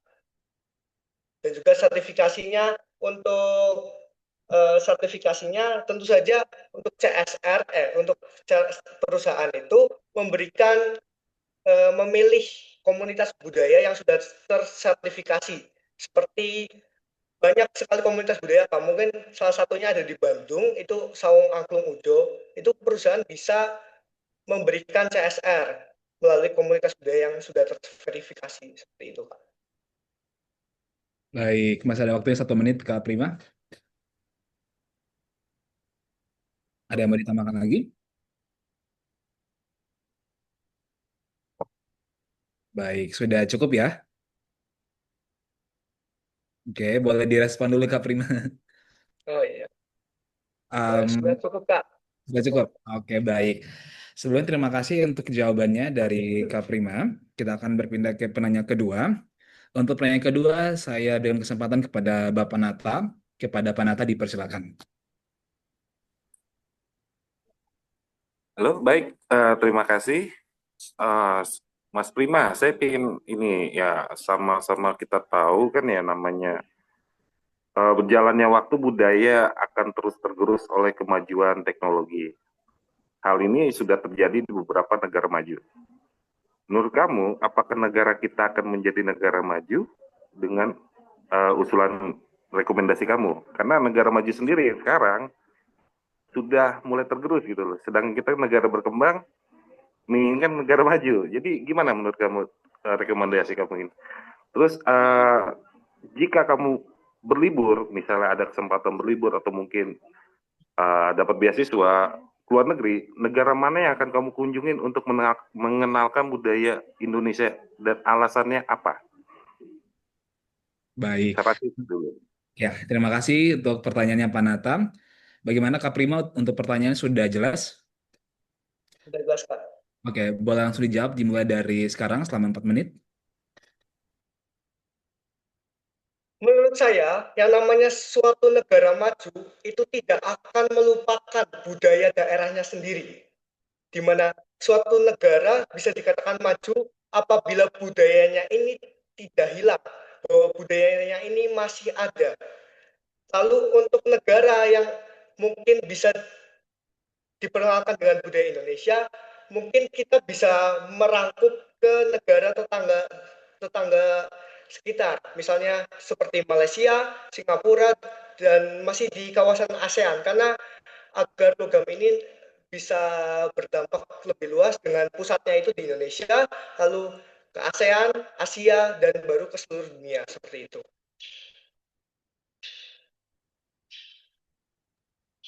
Mungkin bisa sebutkan nama negaranya gitu, kalau dari Mas Prima, Tadi jika ada, ingin keluar negeri gitu. kalau masih di area ASEAN, saya ingin seperti Malaysia, Singapura, dan juga Thailand. Untuk eh, kalau untuk negara Eropa sebenarnya sudah ada nih beberapa komunitas budaya di Eropa. Salah satunya juga digerakkan oleh Perhimpunan Mahasiswa Indonesia yang ada di Eropa. Salah satunya juga di Belanda, itu mereka punya komunitas budaya yang setiap tahunnya ada acara event kebudayaan seperti itu. Baik, masih ada waktu 2 menit 20 detik Kak Prima. Atau dari Panata mungkin ada yang masih mau ditambahkan, Pak? Baik, kalau dari Kak Prima, apakah sudah cukup jawabannya? Baik, karena sudah dijawab dan sudah cukup, kita akan masuk ke sesi penilaian. Nanti seperti biasa, nanti sesi penilaian akan mengisi spreadsheet rubrik penilaiannya. Nanti boleh minta tolong Kak Afia, Pak Ahmed, dan Pak Nata untuk diisi sesuai dengan spreadsheet yang sudah disediakan. Waktu penilaian dimulai dari sekarang. Baik, sesi penilaian sudah berakhir. Kita akan masuk ke finalis berikutnya. Untuk finalis berikutnya atas nama Samuel Partogi Simanjuntak. Kepada Kak Samuel, waktu dan tempat dipersilakan. Baik, thank you Pak. Share screen-nya boleh dibantu Pak ya. Oke, lagi dibantu. Boleh, silakan waktunya 10 menit dimulai dari sekarang. Bapak Ibu, teman-teman sekalian yang terhormat, saya ingin mengatakan satu hal penting bagi kita. Harta kita baru saja ditegur oleh bule. Sekali lagi saya katakan, harta kita baru saja ditegur oleh bule. Untuk itu, saya membawa topik mengenai Blue Economy, yakni melokalisasi solusi global untuk menangani status kartu kuning oleh UNESCO terhadap Geopark Caldera dan Danau Toba. Saya Samuel Partogi Simanjuntak dari SMA Unggul Del, Sumatera Utara. Next. Baik, mari kita berkenalan dengan salah satu harta kita yang baru saja ditegur oleh bule. Ini adalah Danau Toba, salah satu harta yang saya banggakan karena saya tinggal di sana. Danau Toba ini adalah bukan salah satu, saya bisa bilang ada danau terbesar di Indonesia dan juga danau tektovulkanik terbesar di Asia Tenggara. Maka daripada itu, Danau Toba memiliki reputasi yang sangat baik di kancah nasional maupun mancanegara. Hingga tahun 2019, Danau Toba dinobatkan sebagai destinasi pariwisata super prioritas atau DPSP oleh Kementerian Pariwisata dan Rekreasi Kreatif Republik Indonesia. Yang dimana pemberian daripada DPSP itu menjadi langkah awal dari pemerintah untuk fokus dalam mengembangkan sektor pariwisata Indonesia, khususnya kawasan Danau Toba. Next. Nah, tapi sayangnya, dari sudah mendapatkan DPSP fokus daripada pemerintah pusat dan juga mendapatkan gelar dari Global Geopark dari UNESCO, tahun lalu Danau Toba mendapatkan kartu kuning atas pengelolaannya. Tapi kita harus memahami dulu, mengapa UNESCO memberikan Global Geopark kepada Danau Toba. Pertama, pemberian daripada Global Geopark ini tentu akan berpengaruh pada reputasi pariwisata. Tentu, saat kita ingin moving around the world, mau berpariwisata di suatu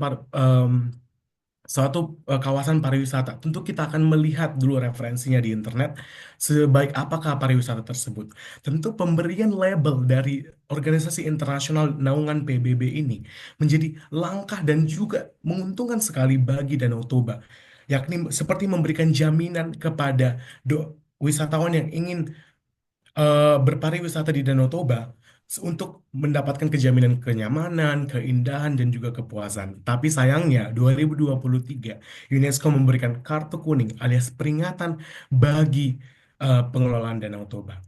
Tapi sayangnya pemberian kartu kuning tersebut langsung berdampak pada reputasi pariwisata Danau Toba. Kita sudah lihat bahwasannya Danau Toba tadi saya bilang DPSP salah satu daerah kawasan super prioritas Indonesia sudah mendapatkan dana alokasi khusus sebesar 129,5 miliar dari skema APBN. Tetapi ini seperti kurang cukup untuk memberikan pengelolaan yang baik pada reputasi Global Geopark Indonesia tersebut. Next. Nah, seserius apakah masalahnya? Tadi saya sudah menyinggung, Danau Toba itu adalah salah satu destinasi super prioritas Indonesia. Tentu ada yang dilihat oleh pemerintah pusat yang sangat potensial di Danau Toba. Makanya, salah satu ancaman pemberian kartu kuning tersebut tadi saya sudah jelaskan, ada ancaman reputasi. Yang kedua, sektor pariwisata sebelum pandemi itu 4,1% disumbang oleh sektor pariwisata. Dan ini sangat potensial banget. Karena in the future, sektor pariwisata itu bakalan selalu keep going. Karena kita bakalan selalu keep around the world. Bakalan hilang. Sektor pariwisata akan nggak pernah bakalan hilang. Yang ketiga, kontribusi Danau Toba. 400.000 wisatawan mancanegara maupun domestik datang ke Danau Toba. Artinya ada perputaran ekonomi. Dan selanjutnya, kalau selalu reputasi Danau Toba tetap rusak di kancah mancanegara, tentu ini akan menjadi dampak domino. Jika status global geopark tersebut hilang, alias jaminan itu hilang, pasti mata pencarian masyarakat lokal akan hilang, reputasi Indonesia akan hilang. Next. Nah, di sini saya akan coba jabarkan beberapa bagaimana perputaran ekonomi yang terjadi di daerah pariwisata super prioritas tersebut. Kita bisa lihat jumlah revitalisasi investasi tersebut konsisten meningkat, selalu konsisten meningkat dalam penerapannya di Danau Toba. Kita juga bisa lihat ekspor. Danau Toba itu memiliki tujuh kabupaten strategis seperti Kabupaten Toba dan Karo, penghasil perikanan, penghasil hasil bumi diekspor ke Malaysia, Filipina, Kamboja, bahkan Inggris, bahkan Europe, bahkan Irlandia. Ini sangat-sangat memiliki potensial perputaran ekonomi yang sangat bagus, yakni PDB yang sangat-sangat bergairah terjadi di Danau Toba. Kita juga lihat profil usaha akomodasi dalam di Danau Toba. Banyak sekali yang berkecimpung di UMKM, bisnis pertanian, dan segala macam. Bahkan jumlah PDRB di Danau Toba itu meningkat konsisten selalu per tahunnya. Ini yang ingin saya tunjukkan bahwasanya Danau Toba tersebut perputaran ekonominya sangat cepat dan juga sangat potensial. Next. Nah, tentu UNESCO memberikan label kartu kuning tersebut karena masih banyak PR. Masih lemah lintas sektor, rendahnya literasi soal pariwisata berkelanjutan, minimnya peran BPODT di forum internasional, ketiadaan lembaga khusus, tidak adanya lembaga khusus integrasi sektor, dan terjadi deforestasi di mana-mana. Kebakaran hutan juga masih terjadi hingga saat ini, hingga kualitas air pun menurun. Ini saya ambil langsung saya dengarkan dari salah satu rapat paripurna di Komisi 10 mengenai Danau Toba tersebut. Maka daripada itu sudah ada tinjauan dari pemerintah. Tetapi mungkin langkah strategisnya itu belum ada dan ingin saya ajukan. Tetapi sudah ada uniknya, sudah ada satu lembaga khusus yang bernama BPODT, yakni Badan Pengelolaan eh, Organisasi Danau Toba. Tetapi masih kurang efektif karena belum spesifik masalah apa yang pengen di diselesaikan di Danau Toba dan masalah apa sebenarnya yang urgent. Next. Maka dari itu saya mengusulkan sebuah sistem ataupun sebuah ekosistem integrasi hulu hilir berbasis blue economy. Tadi saya sudah jelaskan, sudah ada BPODT, tetapi belum ada lembaga yang sangat spesifik. Jadi saya ingin melahirkan sebuah contoh kalau kita lihat di mekanisme daripada DPR punya panitia khusus. Jadi saya pengen buat lembaga lagi di bawah BPODT yang khusus untuk menerapkan blue economy. Ya, blue economy simpelnya adalah suatu sistem ekonomi baru yang mengedepankan konsep keberlanjutan di perairan. Nih, saya ingin membuat seperti alur sungai upstream, midstream, dan juga downstreamnya bagaimana.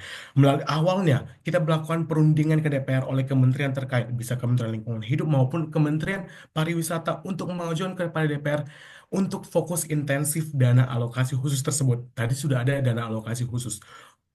Itu artinya sudah ada landasan anggaran. Jika ingin membentuk lembaga baru. Tentu kita akan membawa lembaga usulan tersebut bernama Toba Blue Economy Center yang bisa akan diterapkan di Danau Toba sebagai bukti desentralisasi daripada pemerintah pusat. Setelah disetujui menjadi kerangka APBN, tentu landasan hukum yang saya ambil adalah Undang-Undang Nomor 23 Tahun 2014, yakni kewenangan suatu pemerintah daerah memberi ruang kewenangan bagi daerah untuk membentuk lembaga daerah untuk pengelolaan lingkungan dan pengembangan ekonomi kawasan. Nah, di midstream, setelah sudah sampai di daerah, tentu kita bisa tambahkan lagi intensif APBD dan juga peraturan presiden mengenai tentang blue economy tersebut sebagai landasan yang membuat yang membuat solusi tersebut lebih realistis. Dan juga nanti di midstream juga akan dibantu oleh corporate social responsibility atau CSR dari berbagai company yang tentunya pasti sangat-sangat mengidamkan untuk berkontribusi karena blue economy itu masih topik hangat dan tentunya ini sangat-sangat menggairahkan oleh company untuk ikut ambil alih untuk suntik dana. Dan juga setelah turun nanti suntik dana, kita akan gendong juga seperti Universitas IT Del di Sumatera Utara sudah menurunkan robot ke dasar Danau Toba untuk melakukan pemetaan Danau Toba. Tentu ini sangat potensial banget. Kolaborasi terintegrasi bagaikan sungai yang mengalir ke danau. Ini kolaborasi tersebut ini bisa menjadi potensial dan juga mungkin bisa diterapkan nantinya di kawasan-kawasan sektor pariwisata lainnya. Karena 2/3 pariwisata di Indonesia berkaitan langsung dengan perairan. Dan juga next, dan juga tentu saya membawa solusi tersebut sudah ada dengan landasan. Seperti di Danau Victoria Blue Economy, mereka berhasil menumbuhkan sektor bertumbuh hingga 9%, bahkan pengetahuan masyarakat lokal tersebut juga sangat-sangat berpengaruh, alias literasinya juga sangat berpengaruh dengan penerapan Blue Economy, alias adanya lembaga khusus untuk Blue Economy. Next. Ya, maka dari itu saya sangat mengharapkan harta kita ini perlu diselamatkan segeranya. Next. Oke, ini filosofi dari saya. Mungkin kartu kuning tersebut dengan diberikan blue economy, kita akan mendapatkan kartu hijau untuk pariwisata Danau Toba. Sekian dari saya, terima kasih. Baik, terima waktu untuk presentasinya. Terima kasih kepada Kak Samuel untuk presentasinya. Kita akan masuk ke sesi tanya jawab. Sama seperti yang tadi, nanti juri akan memberikan satu pertanyaan dengan maksimal 1 menit dan akan dijawab oleh finalis dengan maksimal 4 menit. Baik, untuk pertanyaan pertama kan saya berikan kepada Bapak Nata. Kepada Pak Nata, waktu dan tempat dipersilakan. Baik, terima kasih. Mas Samuel, saya sudah baca policy briefnya ya. Danau Victoria itu dapat tumbuh sebesar 9% itu berapa lama ya? Berapa tahun atau mungkin berapa biayanya? Apakah bisa dijelaskan terkait itu? Terus sudah ada pelaksana otorita Danau Toba. Kenapa harus ada TBEC lagi? Apakah bukannya sebaiknya dimaksimalkan saja otoritanya? Jadi biar kos yang tadi ada anggaran DAK-nya bisa lebih dimaksimalkan di otoritanya daripada bikin suatu badan lagi gitu. Mungkin bisa diceritakan lagi lebih kenapa harus sangat gitu? Apakah badannya itu benar-benar tidak masuk ke lingkup itu atau tidak gitu? Masalahnya setahu saya jika otorita pasti akan memperhitungkan semua permasalahan yang ada di wilayahnya. Lalu saya rasa itu dulu ya, coba Mas Samuel, makasih. Baik, terima kasih Pak Nata untuk pertanyaannya. Silakan Kak Samuel, boleh dijawab pertanyaannya waktu dimulai dari sekarang. Baik, thank you Pak Cindy Wanita. Pertama, kenapa langsung saya membawa contoh dari Danau Victoria? Karena Danau Victoria itu terletak di benua Asia, yakni dikelilingi oleh beberapa negara seperti Kenya, Zimbabwe, Afrika Selatan, dan itu rata-rata negara berkembang menuju maju. Artinya saya melihat ada kondisi kemiripan dengan Indonesia. Masih banyak orang yang minim literasi tentang blue economy tersebut, tetapi mereka ngebentuk atau meregeneralisasi adanya suatu lembaga baru yang khusus untuk blue economy. Saya melihat di situ adanya kemiripan dengan kondisi ekonomi, kondisi kemapanan, kondisi capability dari masyarakatnya sangat-sangat cukup mirip dengan Indonesia, antara Indonesia dan juga penduduk di sekitar Danau Victoria. Nah, pertanyaan selanjutnya untuk kenapa harus ada TBC lagi? Tadi saya sudah jelaskan di awal. Ini seperti perspektif saya. Ini saya mengandalkan seperti DPR. DPR memiliki panitia khusus. DPR memiliki panitia khusus yang dimana untuk intensif langsung menyelesaikan satu masalah. Karena ini sudah 2 tahun berlalu dan deadline-nya akan Oktober mendatang. Jujur ini sesuatu yang kayak saya merasa Bapak, saya sudah nonton segala macam, nonton juga para aktivis dan juga expert, pengamat. BPWDT belum bergerak. Bahkan DPR di Komisi 10 juga BPODT belum bergerak karena memang kewenangannya terlalu makro, terlalu luas. Untuk dana alokasi yang sudah 129,5 miliar tersebut dengan rata-rata kalau membentuk lembaga intensif cuma 70 miliar, itu sangat-sangat ngebuang-buang uang. Sangat-sangat ngebuang-buang uang. Sementara Danau Toba membutuhkan blue economy. Kapan lagi kita tertinggal dengan zaman yang sudah bergerak dengan sustainability, topik SDGs. Kita udah terlalu, kita seperti tertinggal 100 tahun, Bapak. Gitu. Saya memang sangat ingin mengusulkan untuk adanya kebijakan untuk membentuk lembaga baru tersebut agar fokus, agar memang blue economy tersebut kita bisa melokalkan solusi global tersebut. Itu aja dari Bapak, thank you. Baik, terima kasih Kak Samuel. Bisa ada 1 menit lagi, 1 menit 30 detik. Enough, cukup. Cukup ya. Baik, dari Panata ada mau ditambahkan, Pak? Yang tadi yang 9%-nya itu mungkin Mas Samuel bisa tahu Danau Victoria itu bisa dapat 9% itu berapa tahun gitu loh. Dari tahun Oke. berapa sampai kalau nggak salah sampai tahun 2022 ya. Iya, Pak. Makasih. Iya, Pak. Oke, boleh silakan Kak Samuel.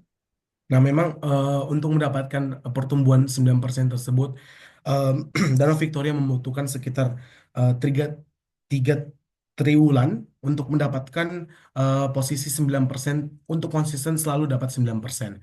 Memang kondisi triwulan memang cukup panjang dan memang cukup sangat ber-PR, tapi saya merasa dan saya juga melihat bahwa saya adanya kondisi kemiripan, baik itu secara kondisi politik, kondisi capability masyarakat cukup mirip. Mungkin kita bisa belajar dari Danau Victoria tersebut dengan keterbutuhan sekitar 3 triwulan, mungkin kita bisa mendapatkan bahkan 10 atau 11% pertumbuhan. Seperti itu, Bapak. Thank you. Baik, terima kasih Kak Samuel untuk jawabannya. Saya rasa sudah cukup untuk pertanyaan dari Panata dan juga jawaban dari Kak Samuel. Kita akan masuk ke sesi penilaian. Seperti biasa nanti semua juri akan memberikan penilaian di tabel. Maaf, masih ada 1 penanya lagi untuk Kak Samuel. Oke, kita akan masuk ke penanya kedua. Penanya kedua ada Pak Ahmad Faiz Yuda. Silakan Pak Ahmad, waktu dan tempat dipersilakan. Oke, thank you. Thank you juga Samuel atas presentasinya. Mungkin aku juga mau kasih pertanyaan soal konteks ekonomi biru dan IoT atau adopsi teknologi. Nah, selain edukasi dan literasi masyarakat juga perlu jaminan nih atas implementasi teknologi yang ada. Nah, apa bisa menjamin apabila ada error dan ketidakstabilan pada kebijakan dan inovasi yang diimplementasikan. Terus kemudian sejauh ini peran TBAC atau Toba Blue Economy Center dalam koordinasi lintas sektor, utamanya pemerintah daerah dan kelompok-kelompok mungkin nelayan atau kelompok tani petambak dan sebagainya ya. Itu ya, Samuel. Terima Baik, kasih. terima kasih Ahmad untuk pertanyaannya. Untuk Kak Samuel sudah jelas pertanyaannya kan? Sudah jelas. Sudah dijawab, waktu menjawab 4 menit dimulai dari sekarang. Thank you, Kak. Oke. Mungkin setelah penerapannya tadi di Policy brief saya memang menyinggung tentang Internet of Things atau IoT dan juga sistem SIG, Sistem Informasi Geografis ya, pemetaan topografi bumi.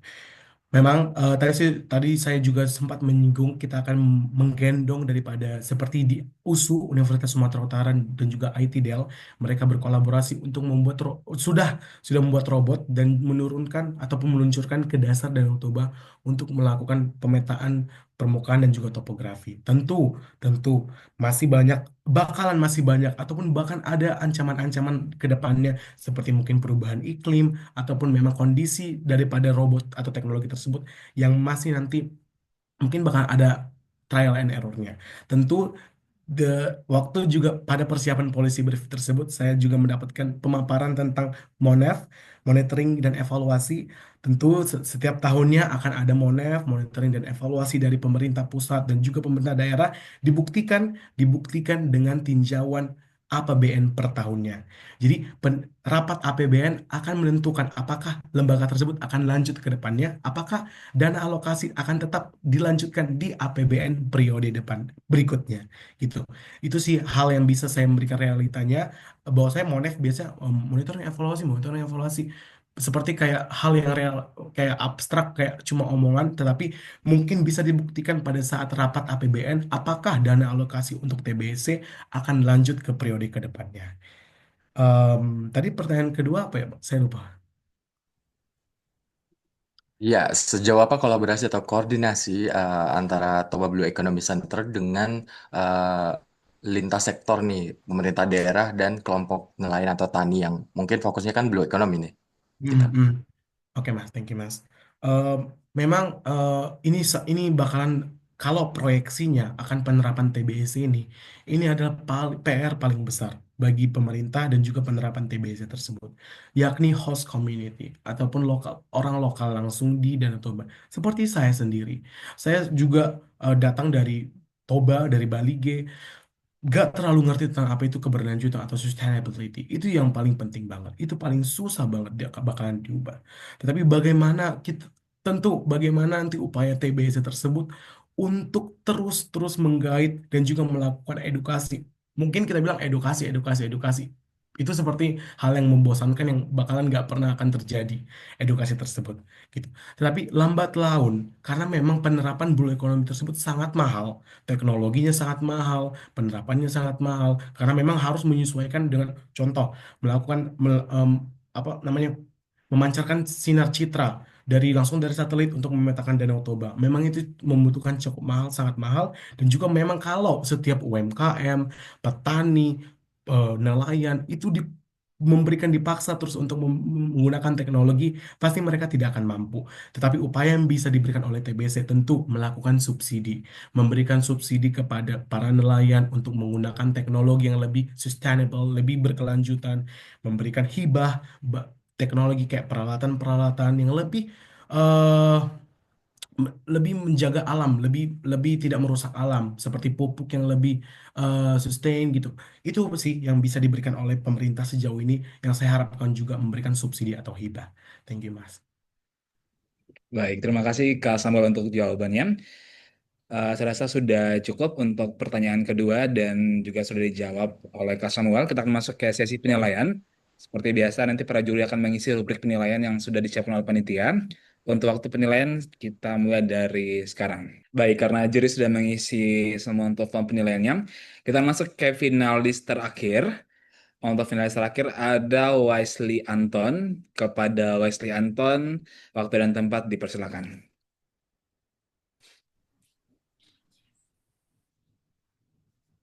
Pengelolaan sampah di Meranti bukan lagi pilihan, tetapi sebuah keharusan. Selamat pagi para Dewan Juri dan hadirin sekalian. Saya Wislianton dari SMA Swasta Kristen Kalam Kudus 8 Jam. Hari ini saya membawa sebuah gagasan policy brief berjudul Gerakan Pulih, mengusung teknologi sampah untuk Meranti Lestari.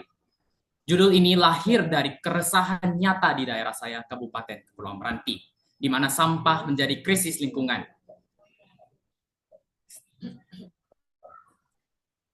Setiap hari, tebing tinggi menghasilkan 45 meter kubik sampah, namun tidak didukung dengan sistem pemantauan, pemilahan maupun pengolahan yang memadai. Ironisnya, 28% dari sampah ini masih bernilai ekonomis, namun justru dibakar, dibuang, atau ditumpuk di TPA yang nyaris penuh. Masalah ini berdampak luas.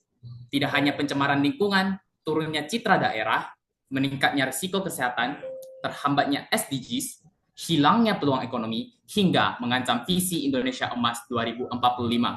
Lebih dalam, problemnya bukan hanya teknis, tetapi juga paradigma. Sampah dianggap sebagai beban yang harus disingkirkan, bukan sebagai sumber daya yang dapat dikelola untuk kesejahteraan bersama.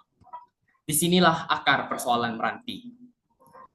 Dengan pendekatan analisis sistematis iceberg model, kita melihat bahwa sampah menumpuk dan TPA penuh itu hanyalah gejala yang nampak secara kasat mata. Tetapi ini ditopang oleh patterns di mana inovasi teknologi dalam sistem pengelolaan sampah itu masih sangat minim. Kemudian struktur sistemnya di mana kebijakan yang dirancang oleh pemerintah daerah tidak berbasis data, didukung dengan fasilitas yang terbatas, serta kolaborasi yang lemah. Hal ini didasari oleh satu paradigma, yaitu sampah sebagai beban, bukan sebagai sumber daya. Maka terdapat 4 masalah fokus yang harus segera diselesaikan, yaitu fasilitas dan teknologi, kelembagaan dan tata kelola, kesadaran dan partisipasi, serta pendanaan dan dukungan. Dengan kita dapat menyelesaikan keempat masalah ini, kita dapat mencapai meranti yang pulih, serta masyarakat yang sehat kembali. Oleh karena itu, saya menggagas sebuah kebijakan yang bernama Gerakan Pulih. Ia adalah mega project transformatif berbasis jangka panjang yang bekerja sama dengan berbagai pihak atau stakeholder dalam waktu 5 tahun, bertujuan untuk mewujudkan sistem pengelolaan yang cerdas, serta untuk mengatasi akar permasalahan struktural, yaitu sistem pengelolaan sampah itu sendiri, serta kultural, yaitu paradigma dan perilaku masyarakat. Ini sejalan dengan apa perkataan Wakil Bupati, bahwa masalah ini tidak boleh dibiarkan begitu saja, harus segera ditangani. Oleh karena itu, terdapat 4 tahap. Pertama, yaitu dari tahap pantau, di mana dilakukan yang namanya digitalisasi pemantauan melalui sensor ultrasonik dan kamera untuk memantau potensi kebakaran di TPA, gas, serta kapasitas TPA yang diintegrasikan dengan dashboard digital. Kemudian tahap pilah yaitu otomatisasi pemilahan berbasis AI sorting serta penguatan bank sampah maupun TPA. Kemudian tahap ketiga yaitu inovasi, yaitu pemanfaatan mesin pirolisis dan komposter dalam menghasilkan produk yang berguna bagi masyarakat, yaitu BBM serta pupuk. Dan tahap terakhir, salah satu tahap terpenting ialah edukasi atau hijau, ialah pemberian edukasi dalam penyisipan kurikulum sekolah serta partisipasi publik berbasis budaya dan kearifan lokal. Kelebihan dari gagasan ini adalah dia cukup dan mendukung analisis SMART, yaitu dia mampu menyasar akar permasalahan, dia berindikator jelas baik dari volume sampahnya, kemudian seberapa besar partisipasi masyarakat, serta seberapa memadai jumlah alatnya, kemudian teknologi yang digunakan terbukti efektif, seperti mesin pirolisis di Provinsi Sulawesi Tenggara, di mana dapat mengubah 10 kg plastik menjadi bahan bakar minyak. Kemudian penelitian dari berbagai jurnal dan uji coba yang menyatakan bahwasanya teknologi berpengaruh positif bagi sistem pengelolaan. Kemudian dia relevan karena mampu mendukung Sustainable Development Goals, Indonesia Emas melalui pilar pembangunan ekonomi yang berkelanjutan, dan juga political will dari pemerintah daerah 2024-2029 di Kabupaten Kepulauan Meranti. Kebijakan ini diharapkan mampu diimplementasikan secara penuh, secara bertahap dalam 5 tahun. Namun tentunya setiap kebijakan memiliki kekurangan tersendiri, yaitu koordinasi yang harus sangat matang karena melibatkan banyak stakeholder. Kemudian berpotensi terhambat pada pendanaan awal, serta pembengkakan dana akibat pelatihan, perawatan, renovasi, dan hal lain sebagainya. Dan salah satu kekurangan yang harus segera dicari solusinya yaitu perlu edukasi publik yang konsisten. Mengapa? Karena edukasi itu tidak hanya dilakukan dalam satu kali saja, tetapi edukasi itu harus dilakukan secara konsisten dalam jangka waktu yang panjang. Kemudian, tahap implementasi dari program ini saya bagi menjadi 5 tahap besar. Yang pertama dari persiapan dan perencanaan, baik dari regulasi, audit infrastruktur, dan pemetaan titik rawan sampah. Kemudian, pada sistem pemantauan, yaitu pemasangan sensor Internet of Things di TPA dan juga bank sampah. Lalu tahap ketiga yaitu penempatan mesin AI sorting di TPA dan bank sampah, serta pelatihan tenaga kerja baik dari Satgas Sampah yang telah dibentuk oleh pemerintah daerah sekarang. Selanjutnya yaitu teknologi pengolahan, yaitu pengadaan mesin pirolisis dan komposter serta uji cobanya. Dan hasil produknya, yaitu berupa BBM dan juga pupuk, dapat disalurkan kepada masyarakat untuk kesejahteraan bersama. Dan tahap terakhir yaitu tahap hijau. Tahap hijau ini adalah edukasi kepada masyarakat dan edukasi berbasis kearifan lokal dan juga pengadaan aplikasi pengaduan masyarakat. Kebijakan ini melibatkan banyak stakeholder, baik dari pihak pemerintah dalam pengawasan, dalam pendanaan, serta dalam perencanaan, kemudian dari dinas pendidikan serta komunitas sebagai mitra sosialisasi dan juga mitra edukasi, kemudian juga dari Dinas Lingkungan Hidup dan Satgas Sampah dalam pemantauan, serta dari startup sebagai penyedia teknologi dan pemberi. Baik, mohon maaf saya off cam ya. Boleh silakan nggak? Waktu dan tempat dipersilakan. Oke, saya akan melanjutkan pembahasan saya dari stakeholders. Jadi, gerakan yang saya rancang ini bekerja sama dengan berbagai stakeholder, bukan hanya dari pemerintah saja, tetapi juga dari kalangan masyarakat. Seperti pemerintah dan juga dinas berperan dalam koordinasi, perencanaan, dukungan strategis, serta penyisipan edukasi. Dan dari kalangan masyarakat sendiri, seperti komunitas lokal atau grassroots community, kemudian LSM, serta tokoh agama atau adat yang terkenal di daerah dapat bekerja sama agar menguatkan nilai budaya dan kesadaran bersama. Baik, next slide.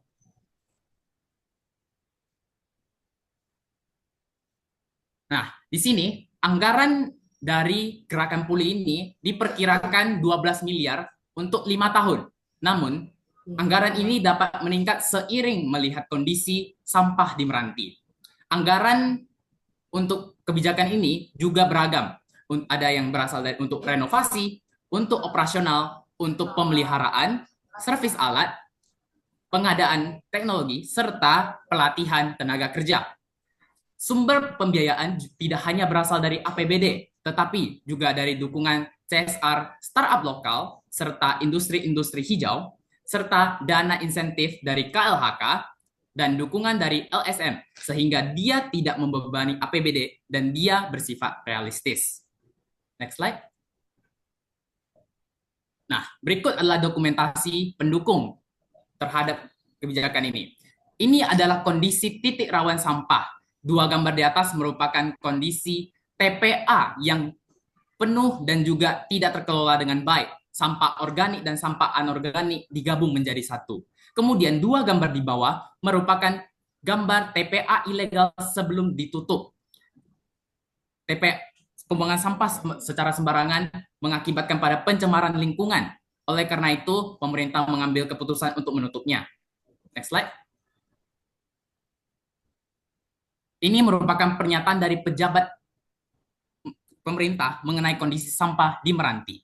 Seperti pada berita di kiri, di mana Kepala Dinas Lingkungan Hidup menyatakan bahwasanya sampah di Indonesia, di Meranti itu diproduksi sangat banyak, namun tetap terdapat sampah yang bernilai ekonomis yang tidak dikelola atau diolah dengan baik. Dan berita di kanan merupakan pernyataan dari Wakil Bupati yang menyatakan mengenai pencemaran lingkungan akibat pengelolaan sampah dan urgensi pencarian kebijakan solusi dalam penanganan masalah ini.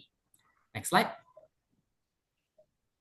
Ini merupakan inovasi teknologi sampah seperti mesin pirolisis di Sulawesi Tenggara, serta uji coba dan penelitian dari mahasiswa di Telkom University yang menunjukkan dekompos yang terbukti efektif dalam pengomposan pupuk serta smart tong sampah. Dan next slide. Dan ini merupakan kebijakan yang diambil pemerintah seperti program pengurangan sampah, pembentukan satgas sampah, serta penutupan TPA. Jadi kesimpulannya ialah kita perlu bekerja sama untuk Meranti pulih kembali. Terima kasih.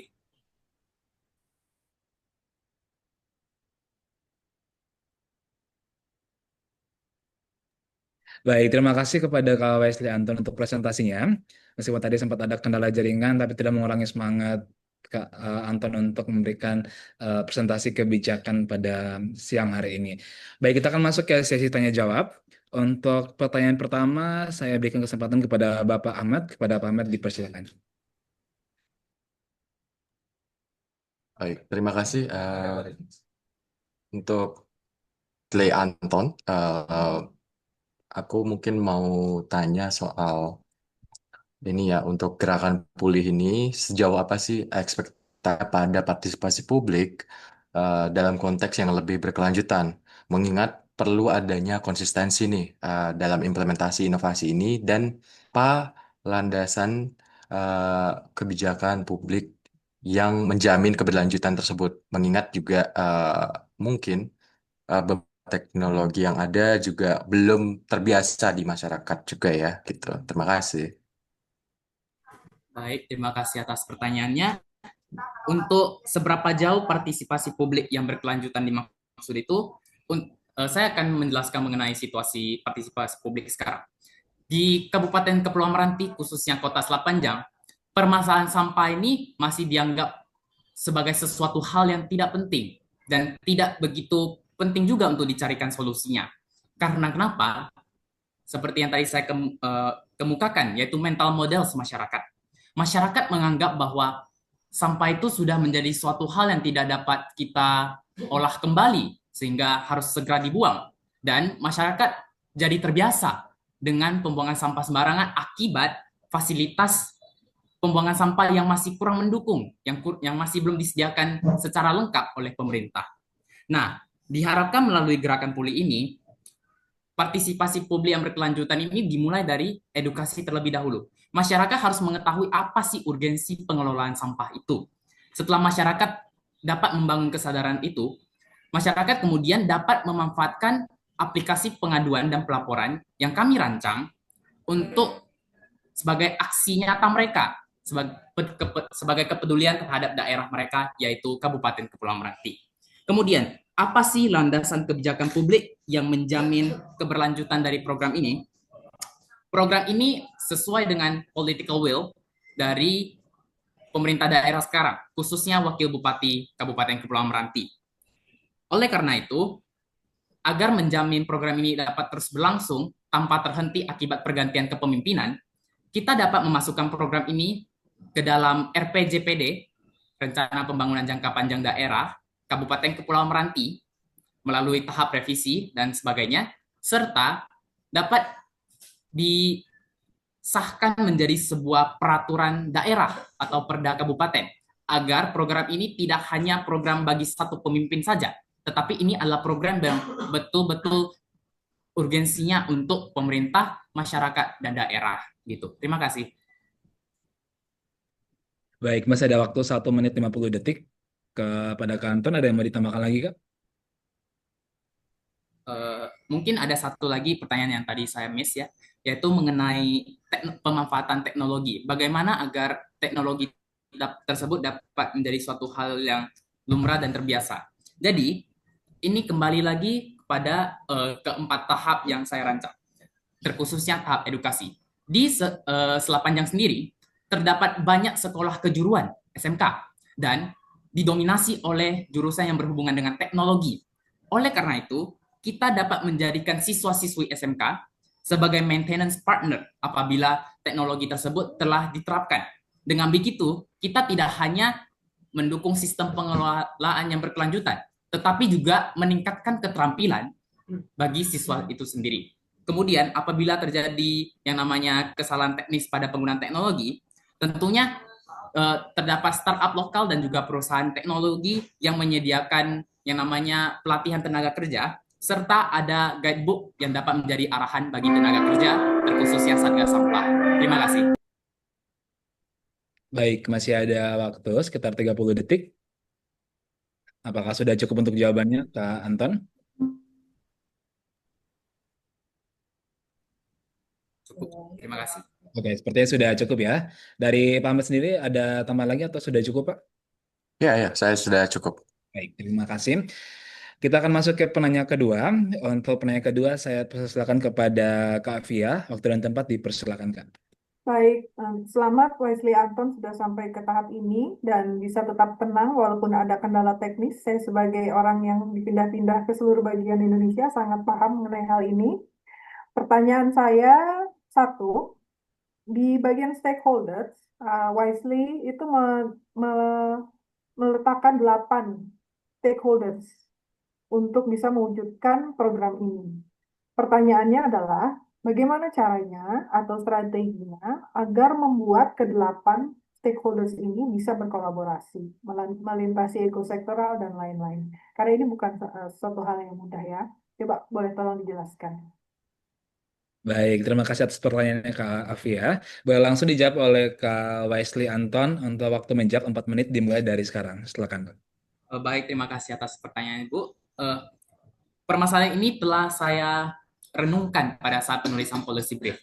Jadi, bagaimana agar ke-8 stakeholder ini dapat berkolaborasi tanpa ada yang namanya konflik internal? Nah, pertama kita harus mengerti dulu yang namanya pembagian peran atau job desk yang benar-benar terstruktur dan matang. Maksudnya apa?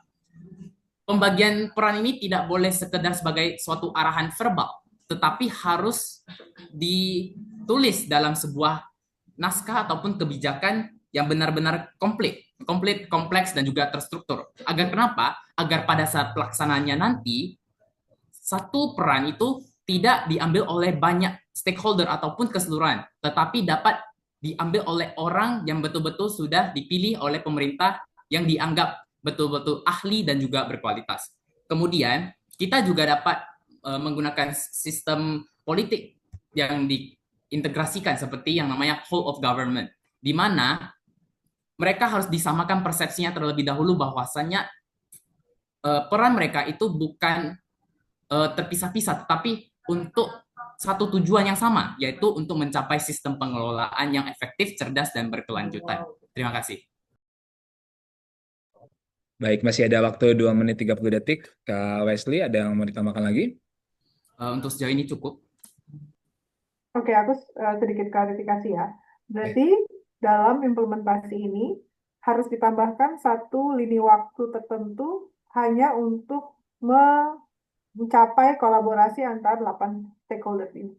Itu harus dipertimbangkan ya, karena ini suatu yang tidak mudah, apalagi tadi Wesley bilang perlu ada kebijakan, kompleks, dan lain sebagainya, belum penandatangan MOU dan sebagainya.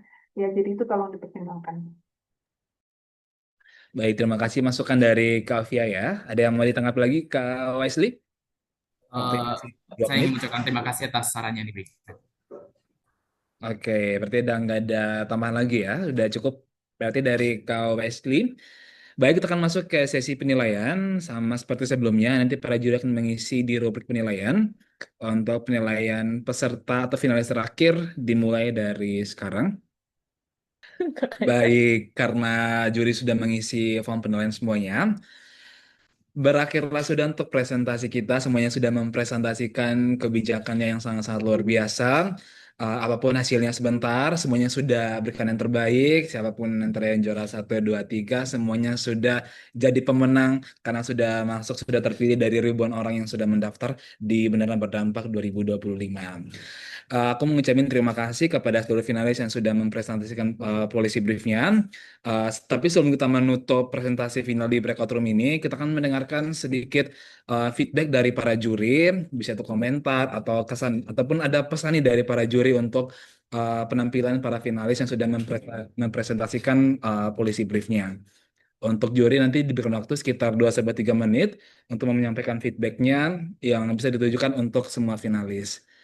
Baik, untuk juri pertama, saya persilakan kepada Kavia untuk memberikan komentarnya. Kepada Kavia, dipersilakan. Baik, terima kasih.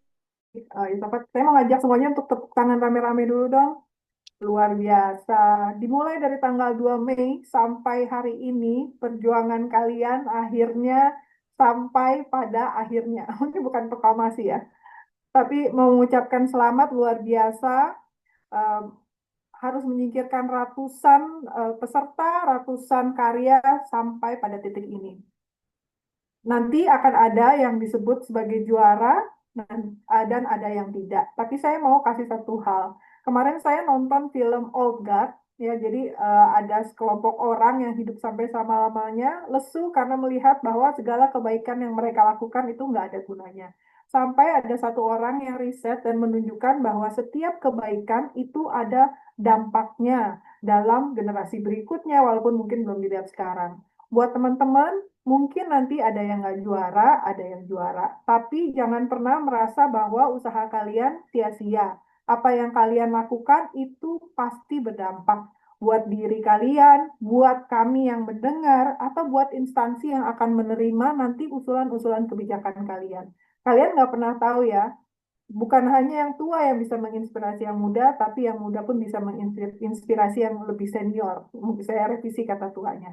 Jadi sekali lagi selamat, setiap karya akan kami simpan baik-baik, kami apresiasi, dan kiranya pengalaman ini juga bisa memperlengkapi teman-teman semua untuk semakin baik.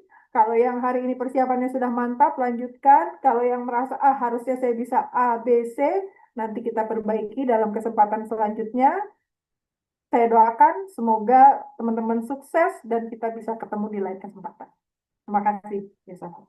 Baik, terima kasih Kalvia untuk feedbacknya untuk semua finalis. Semoga teman-teman semakin semangat ya dan bisa bertemu lagi mungkin di kegiatan Beneran Indonesia selanjutnya, bisa berpartisipasi lagi dan bisa berdampak yang lebih luas lagi. Baik, selanjutnya saya akan berikan kesempatan untuk Pak Nata untuk memberikan feedbacknya kepada para finalis. Kepada Bapak dipersilakan. Baik, terima kasih. Sangat mengapresiasi pada para finalis. Luar biasa, kadang saya berpikir ini kok SMA mampu berpikir seperti ini ya, sangat kritis. Tapi apapun itu hasilnya nanti, tetap semangat. Tinggal perbaikin lagi, lebih dipertajam lagi, apapun itu pasti akan dapat menghasilkan sesuatu yang lebih bermanfaat lagi nantinya. Jadi